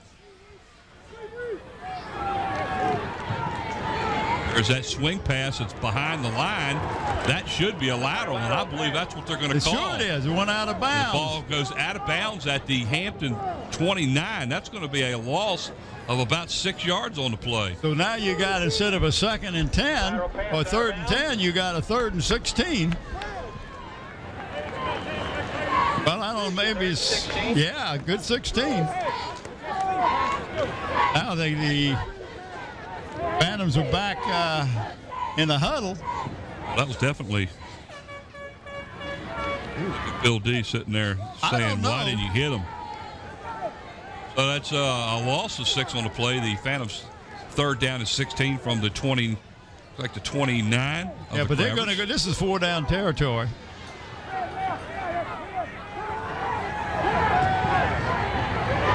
Ford back to pass. There's a fumble. He got hammered back there. Who gets it? If they didn't get it, go out of bounds. I think it went out of bounds. It's still Phantom's ball. It did. That ends up being a loss of about 4 on the play. Stadium attendant Lloyd, please come up to the booth. Wait a minute. They're moving it back up. Watch the ball shoot up in the air. I think they ended up where the ball went out of bounds. Now, hard to tell. We're going to have a timeout. Timeout's taken by the Phantoms. Looks like they put the ball back at the line of scrimmage. Brings up a 4th down. Up a 4th and 16. Looks like 6:19 to go in the third period play. We're still. But I tell you, you take the yardage between the 20s, and the Phantoms can move the Dickens out of the ball. They get down there inside the 30, inside the 20, inside the 10, and they just are having a heck of a time. It's called bend and don't break. Mathis has got 21 carries for 114 yards already in the game, and the Phantoms cannot get the ball in. The Crabbers are doing what they've done year in and year out. We have watched them. The defense will bend, but you're not going to get it in the end zone. I think he's got 130 yards. I'm sorry. Killen keeps saying 130. 24 carries for 130 yards for Mathis. Well, I look for him to put the ball in the air. You got to get down. 4th down and 16 now for the Phantoms. Inside the 14-yard line. There's a deep pass to the corner. Incomplete. Whoa, that was close. That was an excellent defensive play by Fenner as he's running off the field. No, that's not Fenner. That's number 7. That's Brown. That's Isaac Brown. Watch this. And it was a nice pass. Just got his hand went right through the hands of the receiver. Nice defensive play. Stuck his hand in there to break it up. The Crabbers will take over. 1st and 10 at their own 29-yard line as the Crabbers defense stops the Phantoms again on deep in their own territory. And we're in the shotgun. The Tyrod Taylor back. Crabbers start off with 4 wide outs as Well, a there's flag a flag, down. but that's illegal procedure. Picks up about 12 on the play, but I think it's coming back. The lineman wasn't set. The lineman was set. There's a good shot. You see the whitehead over there. That's Brent Musgrove all the way. That's me, and the Mike is behind the thing there. Say hi, Mike. Hi, Mike. Where's it coming from? It's coming from down there. Oh, really? Right down there. See the red light on the camera? You think? Here's An the illegal call. shift against the offense. Player was going down at the snap. 5 yards, first down. That hurts because that was a gain of about 12 for Taylor. As There's instead a of good a shot first of and 10. Nathaniel Braxton up there in one of the outside cameras, and at the other end of the press box, you got Susan Bowers. So it's still first down, though, but at this time it's 15 yards. Now Taylor's back under center. There's 3 wideouts, 2 to the far side, and this time the ball's pitched back almost. Lost the handle on the ball. He's going to end up losing about 4 yards on the play. And was that And Clemens? Number 15 is the one that made the tackle that time, Keith Barnes. Justin Clemens was the recipient of a pitch out that was a little off target. Well, He was lucky to get the ball to keep possession. But they lose about 4 yards on the play now. It's going to be a second down and 18 for the Crabbers. They're going the wrong way already. 5:20 to go in the third period of play. Still knotted up at 6. Taylor back to pass. There's another flag. Oh! Pass was completed, but then he dropped it after he was hit. He didn't drop that ball. Was knocked out of his hands by Vincent. What a nice stick. We're going to have an illegal shift call against the Crabbers. And that wasn't even going to be a play. Well, let's see. Did the Phantoms take the 5-yard penalty and back them up some more, or take the down? Illegal motion against the offense. That penalty is declined. We have a third down. Yeah, that was a good decline. I thought maybe it was before the snap, but it wasn't. Oh, now we have a third down and 18 for the and Crabbers. I got cleaned out sinuses. Dozier forgot to take his microphone and cut it off before he let loose with the whistle, huh? Yeah, he's done that before. Here's a pass out here to Hill as he gets back to the original line of scrimmage, the 29. And looks like about the 29. But that brings up what, fourth down? They'll bring up a fourth down, and looks like, let's say if they mark it there, 4th and 9 or 4th and 8. So the They're Crabbers going are to going to have to punt. give them a. Either way, the Crabbers will have to punt this far back in their own end of the field.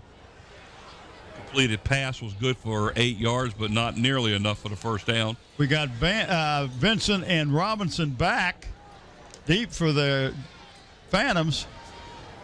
Bassett punting. Ball rolled to him. He got it off. Called at the 46-yard line by Robinson. Breaks free for about 14 yards out to near the Crabber 40. What great field position the Phantoms got. Again, they're back at the, looks like right close to the 40, maybe the 41-yard line is where they're going to spot it. Looks like Devin Swan might be injured down on the field over there. That's Swan. Devin Swan, let's just hope it's not it's a cramp or something.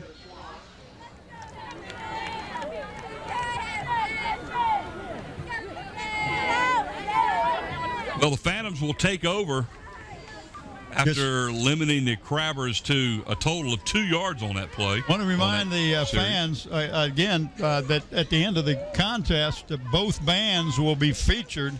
So stay tuned at the end of this broadcast and watch both the Hampton Crabber Band and the Phoebus Band. And, of course, next Friday, October the 28th, we'll be back here at Darling Stadium where the Kickitan Warriors host the Bethel Bruins. And then on Friday the 11th, the Phantoms will host the Bruins. So those are the last 2 games of a regular season, and this season has gone real fast. Looks like they're working on Swan's ankle down there. Well, let's hope this is not a serious injury with 4:20 to go in the third quarter. See if he's going to put any weight on it. It don't look like it. He's coming off. And really, this young man has done a good job playing one of those cornerbacks, has done a good job breaking up passes, has done a good job of making tackles. So, he's going to be hurt. He's not putting much weight on it. And he is in pain, too. Looks like he's starting to put a little bit of weight on it. Well, if sometimes when you twist your ankle or something, if you can put a little pressure on it and move it, it takes some of the pain will go away. So let's hope it's not a serious injury. He's starting to walk a little bit more now. Maybe it's not quite as bad. Hopefully it's just a sprain and not a break. It doesn't look like a break, not the way he just put weight on it just then. Yeah. Here we go with the Phantoms, 1st and 10 at the Crabber 40-yard line. Again, they're in Hampton territory. That's Mathis up the middle. He's stopped by the front line of the Crabbers. It looks like he's going to gain about a yard. He ran right into Sharon Childress, 217-6'2" senior. Childress plays the one of those interior linemen for the Crabbers. Gain of about a yard. I'm sorry, he plays with the outside linebacker. He just come up and plugged the hole up and then let him get maybe a yard, and that's about all he's going to get. 2nd down and 9. It's taking the Phantoms a long time to get this play going. If we got a joke going on down there.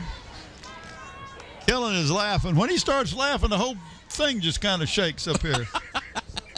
I thought something was wrong with my binoculars. 2nd and 9. Ward hands off to the fullback up the middle. That Colby again. Looks like he gains about 3, maybe 4, just shy of the Crabber 35-yard line. That's going to bring up 3rd down and long, 3rd and 6, it looks like. We're down to 3:14 to go here in the third period of play. We're still tied up at 6 apiece. Scoreless in the second half so far. Weren't we scoreless at the end of the first quarter? Yep. And then There's you the see run. the replay, and I mean, Crabbers have really tightened up the interior of their defense. 3rd down and 6 now for the Phantoms. 2 wideouts to the near side. That's Vincent. Looks like the Phantoms are going to have to use up another timeout. That's their second here in the second half. Now this with the game as tight as it is, and the Phantoms can't afford not to do something here. So they call timeout to talk it over and maybe be able to get their play straightened out. Want to make sure everybody's on the same page. That's the key. You got to be on the same page. Tijuana Artists, junior. Ashley Beal, senior. Ashley Berkeley, senior. Ebony Boyd, freshman. Mia Brewer, junior. Tiara Coleman, junior. Cassani Collier, senior. Got a whole list of players we can use for players of the games on this one. Oh, my goodness. For the Phantoms right now, we got Givers and Ward and Vincent and Brown and Walker and Robinson. And the Hampton Crabbers, we got Cotton and Taylor and Fenner and Childress and Clemens and Bassett and Richardson, just to name a few. Childress isn't a young man that made that interception. 3rd down and 6 now as we get ready to resume after the timeout by the Phantoms. Ward hands the ball off the middle to Mathis, and he's going to pick up about a yard, and that's it. And big Anthony Wardette, that sophomore, 6'1", 205, just stuck his helmet right in there and stopped him, and you can see right there, boom. And who was that had the ball that time? That was Mathis again. So the Phantoms have a 4th down and 4 at the, looks like the 33. That was 33 that time to carry the ball for the Hampton Crabbers. That was Jonathan King carrying the ball. That was not Mathis. That's 33 to carry the ball. He's in the backfield.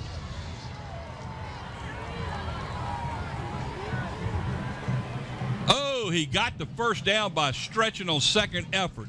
Nice play by Ward. I thought that was Mathis too, but then I saw the number 33. Jonathan King is the one that carried the ball that time before last. They had him right there, and he got out of it and ended up picking up enough yards for the first down. He dropped the ball too. Either way, the Phantoms have a 1st and 10 at the Crabber 30. 1 minute and 55 to go on a running clock now in the third period of play. So far, nobody has scored in the third quarter. Still tied up at 6 each.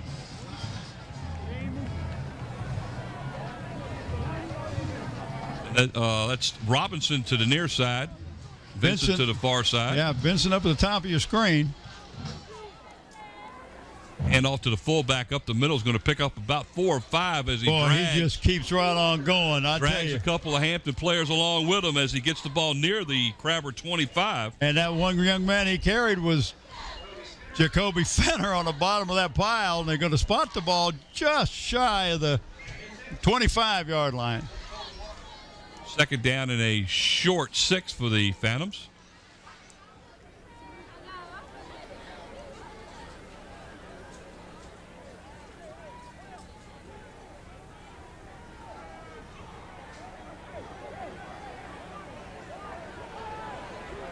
Pitch out back here to. That's 22. It is 22. 22, that's Desmond Barnes for the Phantoms. First carry of the night. As he gets the ball inside the Crabber 25 down to the 24. Watch this. It's just a pitch.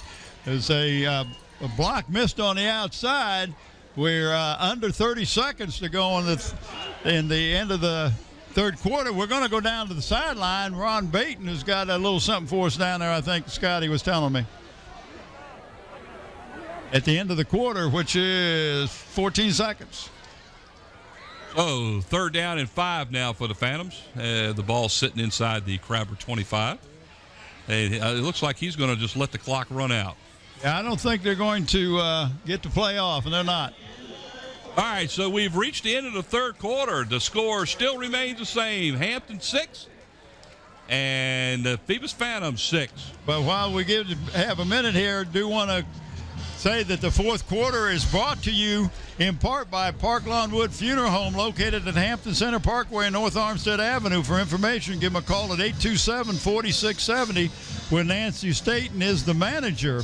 And the fourth quarter is also brought to you in part by Eric Thompson, Realtor with William E. Wood. Eric is a Hampton High School alumni, a past state champion in wrestling. He'll help you sell your house or buy a new one. Give him a call at 881-2004. And let's go down to Ron's ESPN Baton with the cheerleaders. Happy birthday to you. Oh, my goodness. Singing happy birthday. Is he 30 or 35? I forget. Happy birthday to I was going to say 40, but 30. Oh, happy birthday, Andre Manning, our instant replay, slow motion technician. I'm sorry, Andre. I didn't mean to Down say in that. the clock. Yes, he did. He practiced that all day to say that, Andre.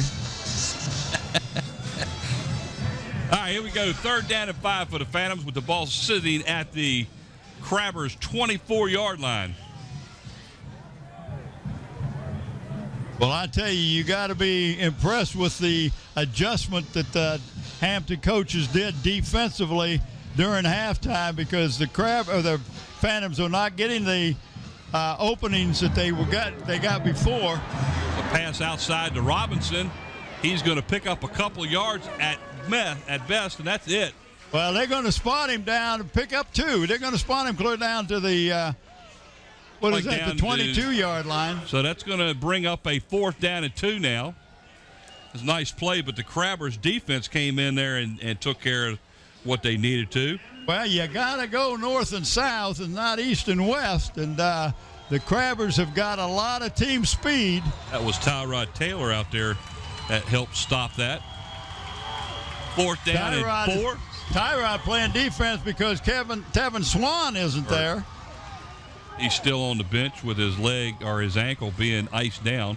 Pass now outside again to Robinson is good inside the 15 down to the 12-yard line. What a gutsy play on 4th down. Did not expect that, and I don't think anybody expected that in the stands. The only people that were not surprised up here are the coaches. They may have called that. So that gives the Phantoms a 1st and 10 at the Crabber 12-yard line as they threaten again here in the fourth period of play.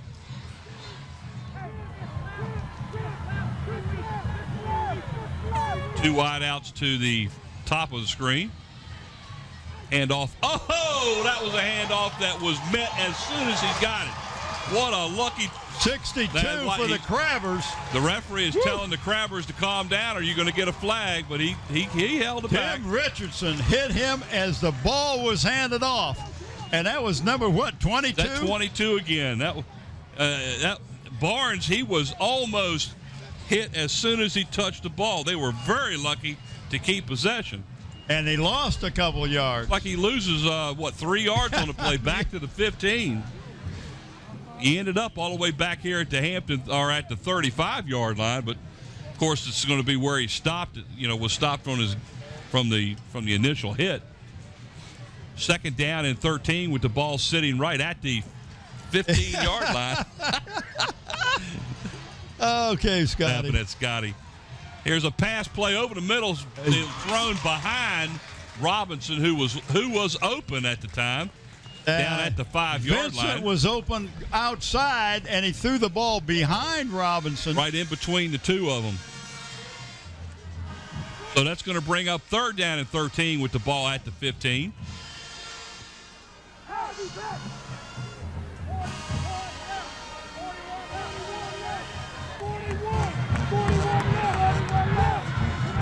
Danny Mitchell saying watch the left-hand side on this one. Two wideouts. That's Matt Wright and Robinson. This was a floater to the. Oh, what a tremendous catch that would have been. Went up with one hand. That was a nice try by Brent Vincent. He went up with one hand. He go up vertically on that play? And got up real high, and you thought he might get it, but what a nice defensive play that time. So the Phantoms will have a fourth down and 14 with the ball resting at the 15-yard line. And Coach D now has a decision, field goal or go for it on fourth down. There's no field goal here. Watch him pull the same play. Got Vincent again down here to the near side. That's Wright and Robinson to the far side. Again, there's a pass. And he's sacked at the 21-yard line. The Crabbers defense comes up big again. Boy, they did that time.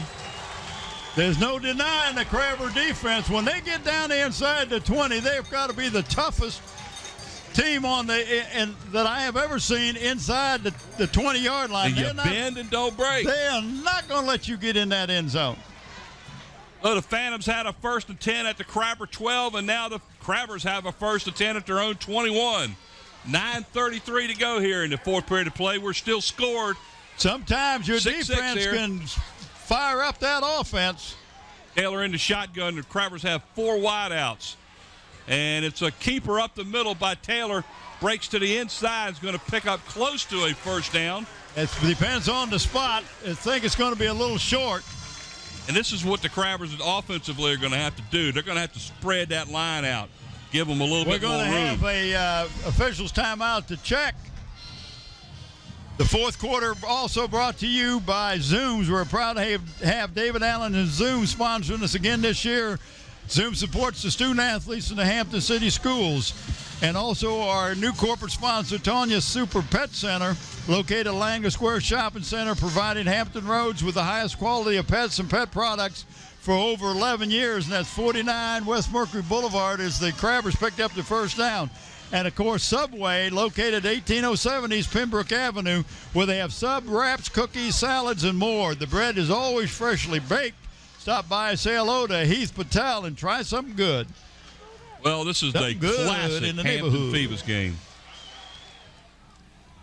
Now it's the defense for the Phantoms that's got to step up. Again, they spread it out wide, and there goes Taylor right up the middle. This time he gets stopped, but he gains about 2 on the play. He could have been stopped in the backfield that time, but he broke right in between 2 would-be tacklers. Watch this as he slips right in between a couple of tacklers right there. And a little push in the back, but no call. Gain of 2 on the play for Taylor. It's second down and 8 for the Crabbers. Ball resting at their own 30, just shy of their own 34.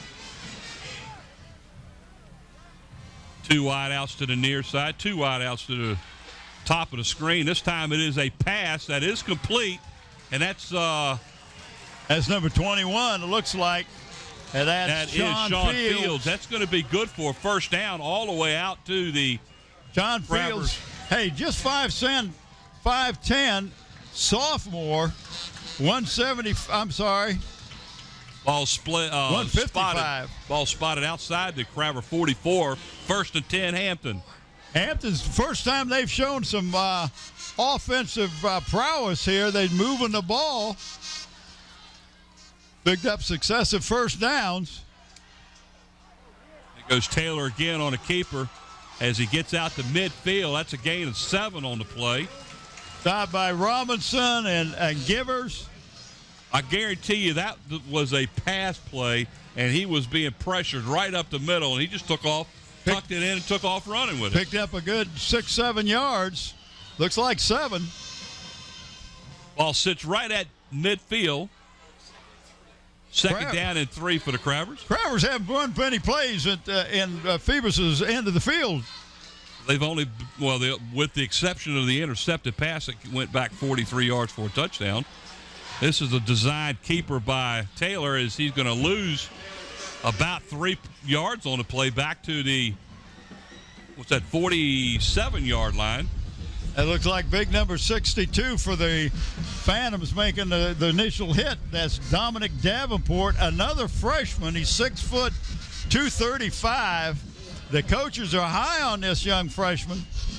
Third down and 6 now for Hampton at the looks like their own 47-yard line.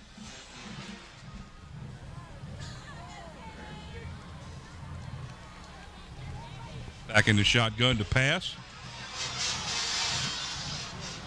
He's going to get swallowed up right at the line of scrimmage. That's number 7. That's Givers. And that brings up 4th down. And if you're the Crabbers, you might want to punt the ball and put the Phantoms also back. Walker was on the stop there for the Phantoms. Put so them that back brings in up the a bad 4th field down position. And 6. 4th and 5, gain of about a yard. Bassett into punt. The last couple of snaps to him have been a little suspect. Blocked by the Phantoms. And the Phantoms will take over at the 31-yard line. And I believe that was 25 on the block, Colby Walker for the Phantoms. I don't know if we had that on replay. I'd like to see because I didn't pick it up, but it very well could have been Colby. Well, can't tell the number. So the Phantoms take over 1st and 10 after the block punt at number the 25, Colby 31. Walker. So that was Walker. Defensive play by the Phantoms now as they take over 1st and 10. 6:19 to go in the 4th period of plays. Score still tied 6-all. Vincent on a reverse here to. Ooh, there's a flag down too, by the way. Well, he ran right into big O 65 for the Crabbers. Willie Hainsworth, all Brett 6'3", Vincent took the 245 of him. That was Vincent on the handoff, and he just got. We got holding against the Phantoms. And they'll take that penalty. That'll be a 10-yarder from the spot of the foul. The spot of the foul is the 30, so that'll break them. That should back them up to the 40. That'll be about bring up a first down in, 19 now?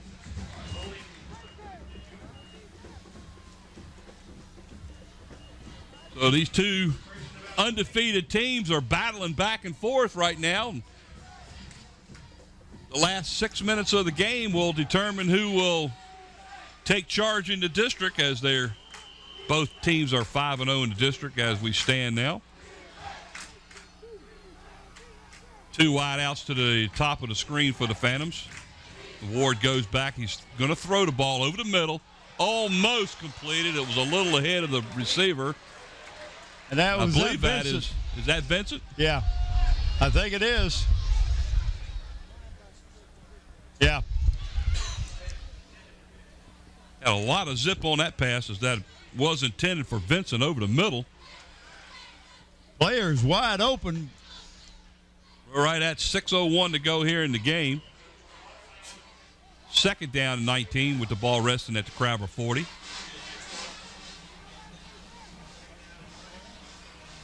Well, the second half has been pretty well free of penalties. Vincent on a fake draw, pass the ball over the middle. That is Vincent as he catches the ball at about the, he's still going. That was a tremendous run by Brent Vincent. Caught the ball at about the 25-yard line, ends up being brought down at about the 11 or 12. They're going to place it just it crossed the 12-yard line. First and 10 for the Phantoms at the Crabber 12-yard line. Watch the run after the catch. This is what you call yak, yards after catch. 5, 10, 15. And they're pulling his shirt.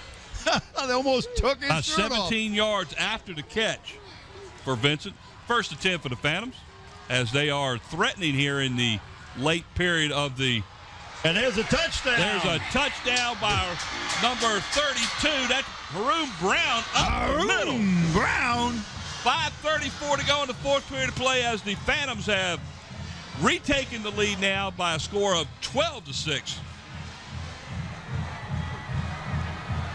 And he virtually went through untouched.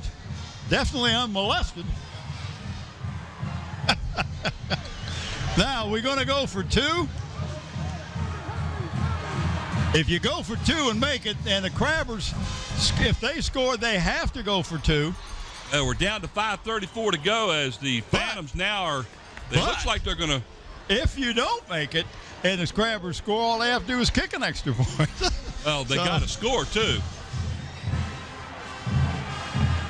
They're getting an awful lot of time to get this extra point off, too, aren't they? And don't ask me. I'm not keeping the clock. Okay.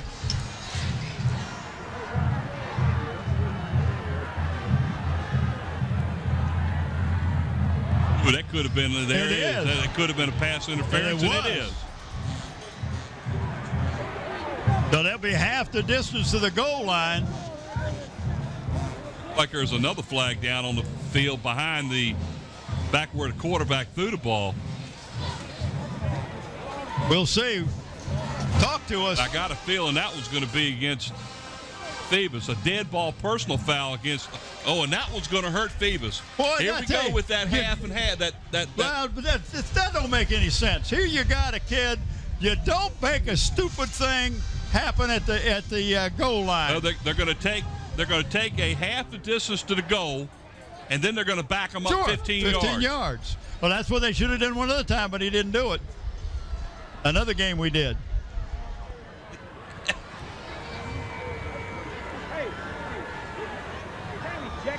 What a inadvised. I don't know who it was against. I know exactly who it was. Okay. I saw the players were really upset with him because you're doing something silly. So now the Phantoms have to try for the extra point all the way out at their own 16-yard line. Well, maybe you go with that little floater. Bill D is so mad he's throwing stuff on the ground over there. And I don't blame him. I'd be upset here, too, because this is a key play right here. Oh, is it intercepted? It is. It's intercepted by the Crabbers, and that kills that play. Intercepted. Who got the interception? That's number 22 on the Crabbers, Meekins, as he stepped right in front of the intended receiver, intercepted the ball. So the Phantoms unsuccessful on the extra point attempt, but they lead right now with 5:34 to go in the game. Watch the replay.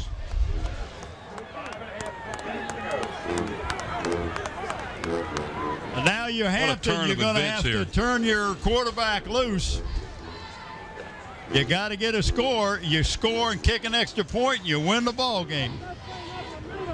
That extra point's going to loom big in this game. 5 minutes and 34 seconds to go in the contest. Phantoms out in front by a score of 12-6. Getting ready to kick off to the Crabbers.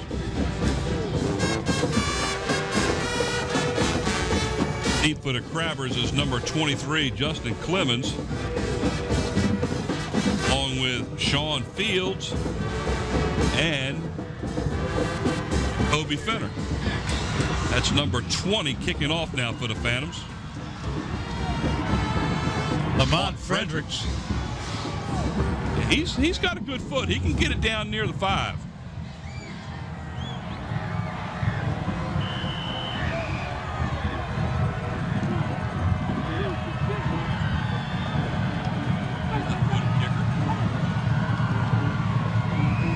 Fredericks waiting for the ready to hit it. Offside and got away with it. Ball up. Well, you what a mistake that is by the Crabbers as they had the ball at the 15-yard line. 85 yards from the goal line. That was a key mistake right there by the kickoff receiving team. Couldn't get a handle on the ball. Well, yeah, they waited and let the ball play him instead of going after the ball. Well, yeah, and you let it bounce. And as a coach, you'd rather catch the ball rather than let it bounce because of football being oblong doesn't always bounce true. 85 yards away from the goal line, the Crabbers start first and 10 at their own 15-yard line. 5:30 to go left here in the fourth quarter play. Snap is to Taylor. His hand is off up the middle. A big run. A lot of yards. Out to the 40, 45, midfield into. Robinson finally makes the stop. That was number 30. Hell, I don't have a 30 on my roster. What a run. That's all the way outside to the Phantoms' 47-yard line. I have no idea who it was, but what a run. That's who it was. It's Pierre Wynn. We had him marked off and had him 33 last week when we had him playing, or the last game we had him play. So he's back wearing 30 again. Yeah, so that's Pierre Wynn. Again, that's a handoff to Wynn as he gets tripped up at the line, but picks up what looks to be about 5 yards to about the 42. That's going to bring up a 2nd down and 5 as the clock continues to run, as we're down to 4 minutes and 45 seconds to go here in the fourth period of play. Wynn didn't want to come out. Justin Clemens comes in, but Wynn did not want to come out. He's just a sophomore, 6'2", 225. But they found a crease in there that. There's a front line to the left side of the Crabber line left too soon. Moved a little early, and that's going to cost them 5 on the play. So that'll take it back to 2nd and almost 10. They're still making substitutions after the quarterback is already breaking the huddle.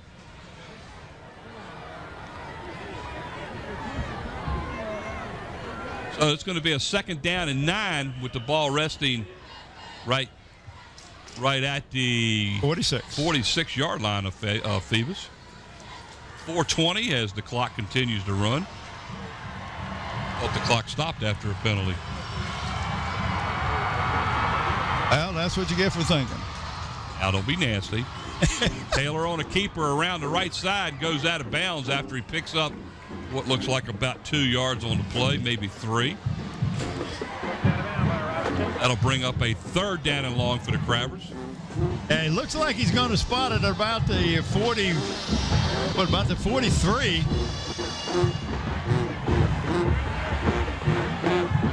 Third down and 6 now for the Crabbers. This is 4-down territory now.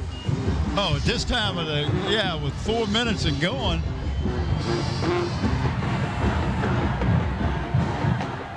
I'm surprised they're not spreading it out a little bit more like they did earlier, but they do have 3 wideouts. 1 to the top of the screen, got 2 to the short side of the field. There's a keeper as he picks up. They're going to spot it at the 39. 2 yards short of the first down.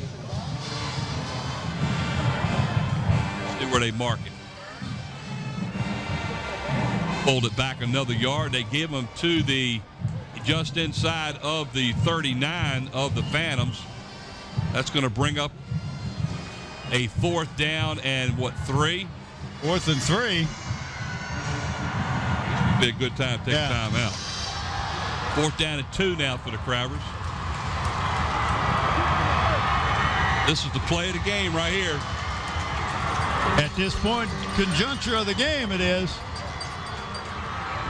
That's what they were going to do. They were going to try to draw them offside, which did not work. And they're going to call a timeout. That was a good call. That was an excellent call. That was an excellent play by Matt Wright in the middle of the line as he looked like he was going to jump but held back. So the Crabbers take their first time out here in the second half. 3 minutes and 13 seconds to go in the fourth quarter of play as the Phantoms are out in front by a score of 12-6. Crabbers have a 4th down and 2 just inside the 39-yard line of Phoebus. On the player of the games here. Yeah.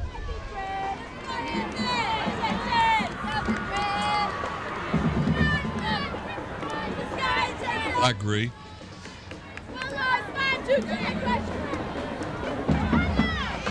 Mike Smith over here on the sidelines conferring with his offense, and they need to pick up 2 yards or they'll turn the ball over.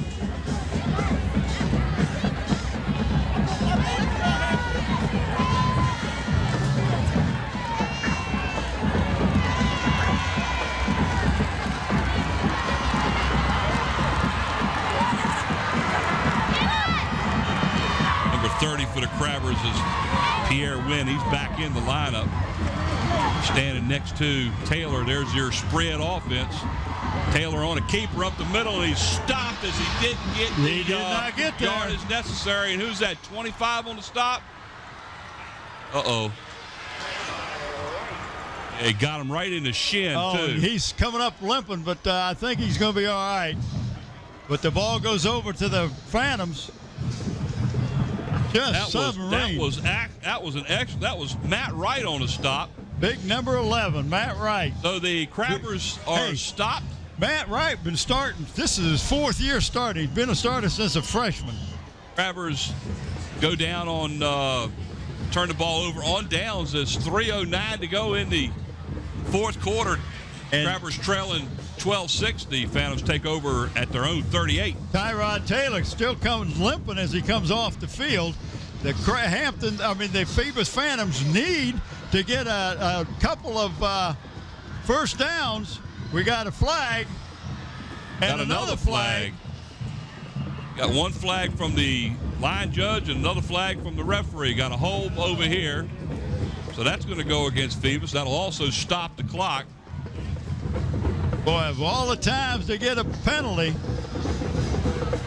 We've got 2 penalties on the play this time.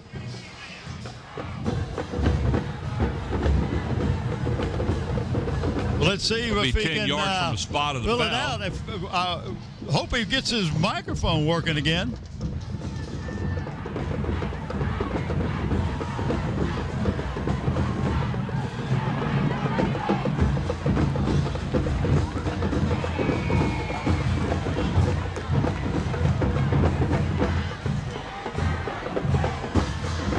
Holding call on the Phantoms as the ball is set down at the Phantoms 32-yard line. That's going to bring a first down and 18 now. What a big penalty that turned out to be. The clock continues to run even after the flag. Well, once they mark it off, then they're going to start the flag again. Start the clock again. Hand off up the middle to Mathis as he gets near the 34, maybe a pickup of 2. And this might be a good time to call a timeout, but it doesn't look like they're going to. They're going to wait another play. Well, how many times? They only have one timeout. No, Hampton has 2. I thought they'd called one earlier before that last one they called when they tried to draw them offside. Evidently, no. I guess that was the Phantoms. And here it is. Phantoms are down to 1 timeout left. The Crabbers have 2. Second down and 14 now for the Phantoms as they're just going to let the clock run.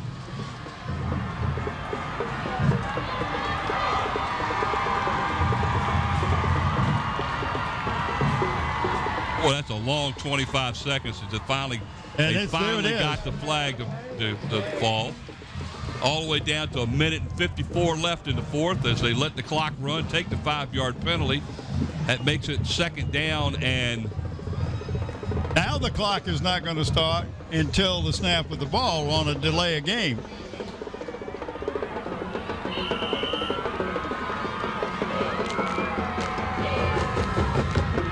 second down and 20. More like second down and 19 now for the Phantoms. And now is when the Crabbers will use their timeouts if they can stop them here. And off to Mathis. He falls down over his own player. His own player took him out, and now the Crabbers are calling a timeout. He's going to lose about 4 yards on the play.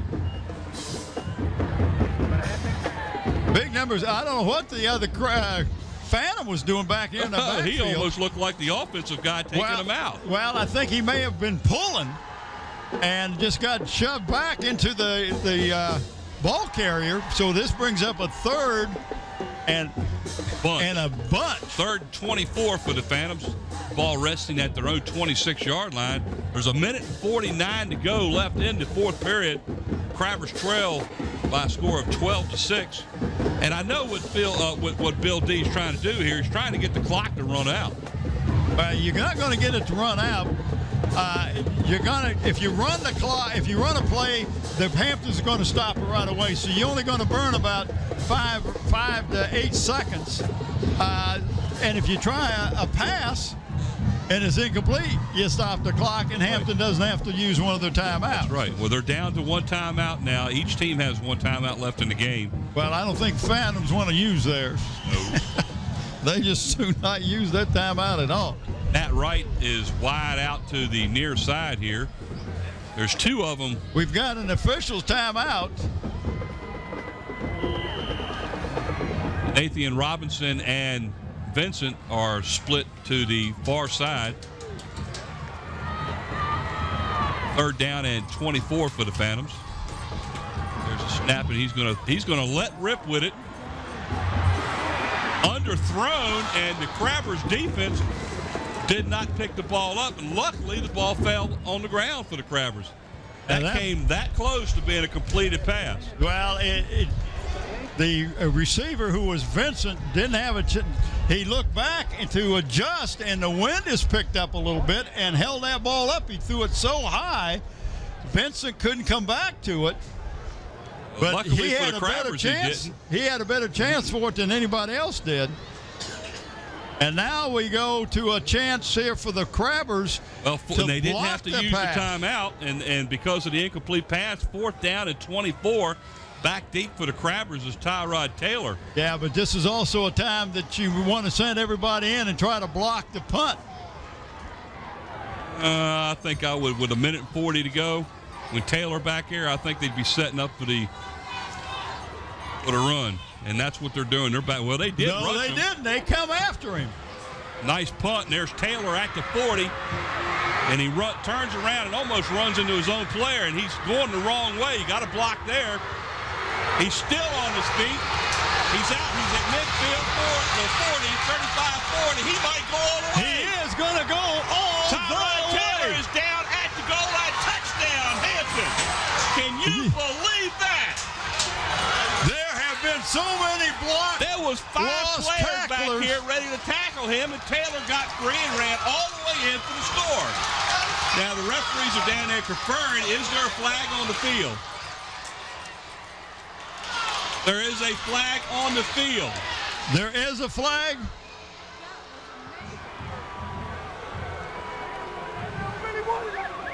Well, I don't see a flag.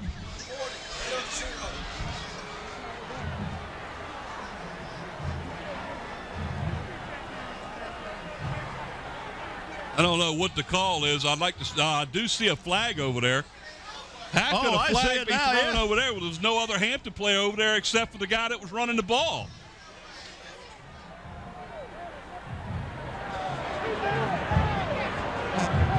Well, we'll have to wait and see if we can see a replay and see if there was a player over there that made that flag be thrown.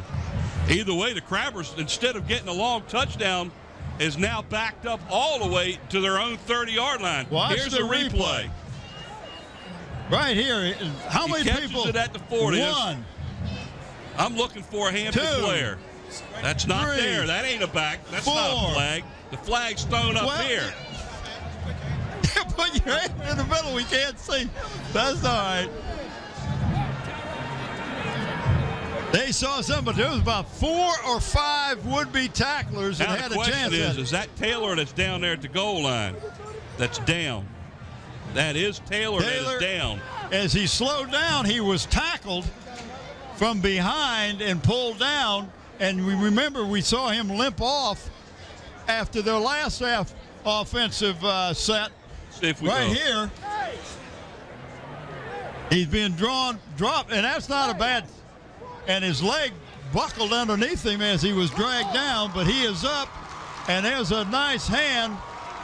Well, he's going to have to come out of the game for one play. Or they could take their last time out. They have Either that way, option. the ball's backed up all the way to their own 30-yard line. Terrible call. Terrible call.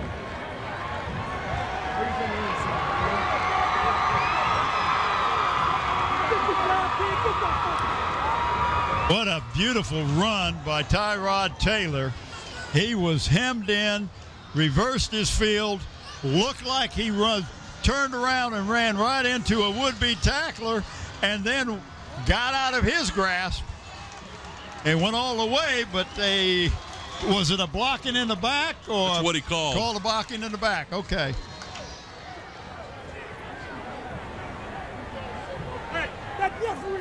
But Taylor's going to have to come out for one play. And that's exactly what Bill Dozier is telling Mike Smith. He's got to come out for one play.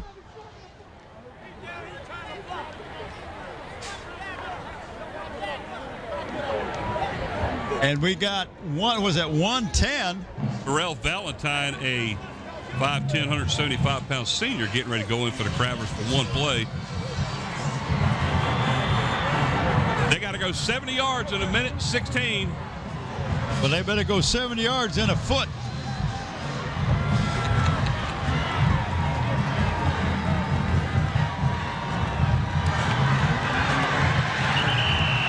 The handoff up the middle is stopped for about a yard lost. The Crabbers need to take the time out here, and they do. And that's Givers, and Matt Wright combined to make that stop, and that is the final timeout by the Crabbers.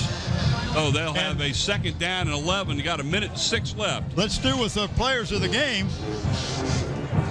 Can we show the players of the game, Scotty? There's a nice shot of a young Crabber fan. He said, well, I don't know about this.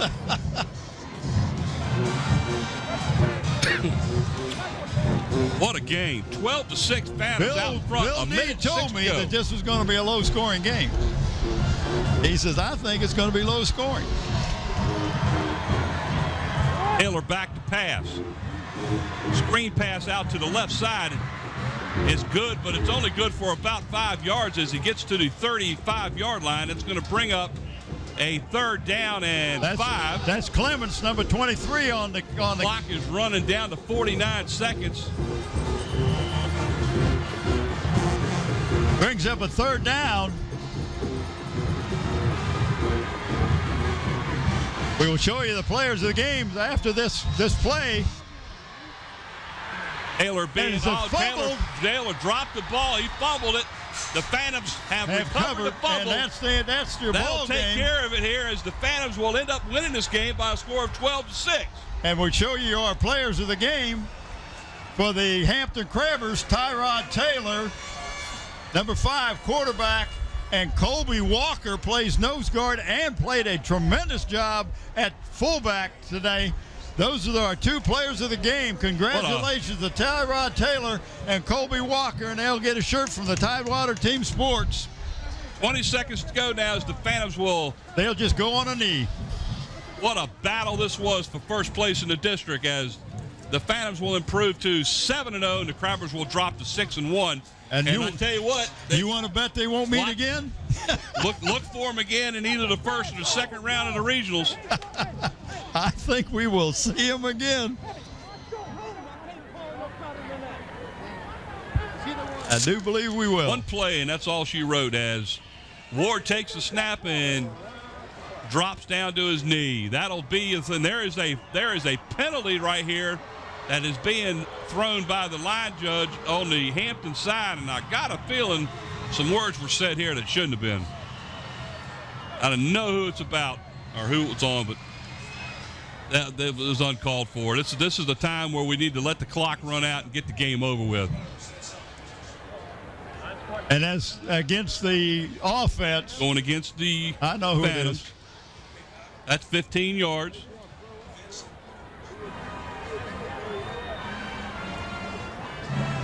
Well, you know, no matter what they do or what they say, this has been an extremely hard-fought battle.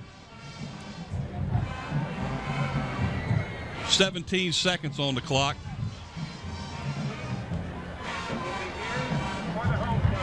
So the Crabbers will drop to 6-1 on the season. The Phantoms will improve to 7-0 on the season and take sole possession of first place.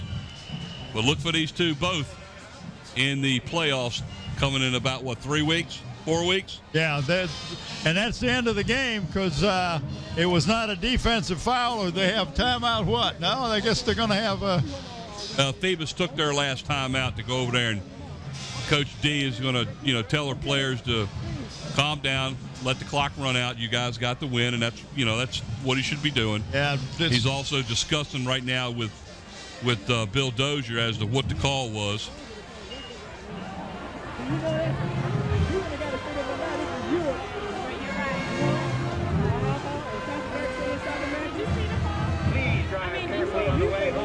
What a crowd we had here tonight, though. It was packed. Both sides of the stands were full. People circled the fence around the track. Again, stay tuned for the bands to be shown after the conclusion of the game.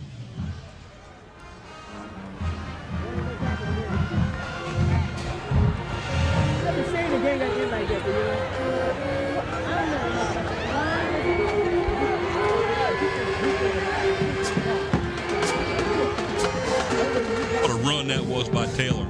Wow. 60 yards around the left end after being hemmed in by about 5 Phantoms. That will be a play that will be talked about the remainder of this season. There's Ward with the knee. That'll take care of it. And that'll be the final here as the clock runs down. Final score, the Phoebus Phantoms 12 and the Hampton Crabbers 6. As the clock reaches 00. There we go. Tonight's game brought to you by Zoom Sitco with locations throughout the peninsula. Subway located 1807 East Pembroke Avenue, where great subs, salads, and wraps. Tanya's Super Pet Center, where pets are not just animals, 49 West Mercury Boulevard. And in part by Eric Thompson Realtor. Call Eric to buy or sell your home, 881-2004. And by Parkline Wood Funeral Home, Nancy Staten, manager. Again, along with the rest of the crew here at Channel 46. Bob Hintz, Bob Killen, Brent Musgrove, Mike Hauser here. Final score, the Phoebus Phantoms 12 and the Hampton Crabbers 6. So long, everyone.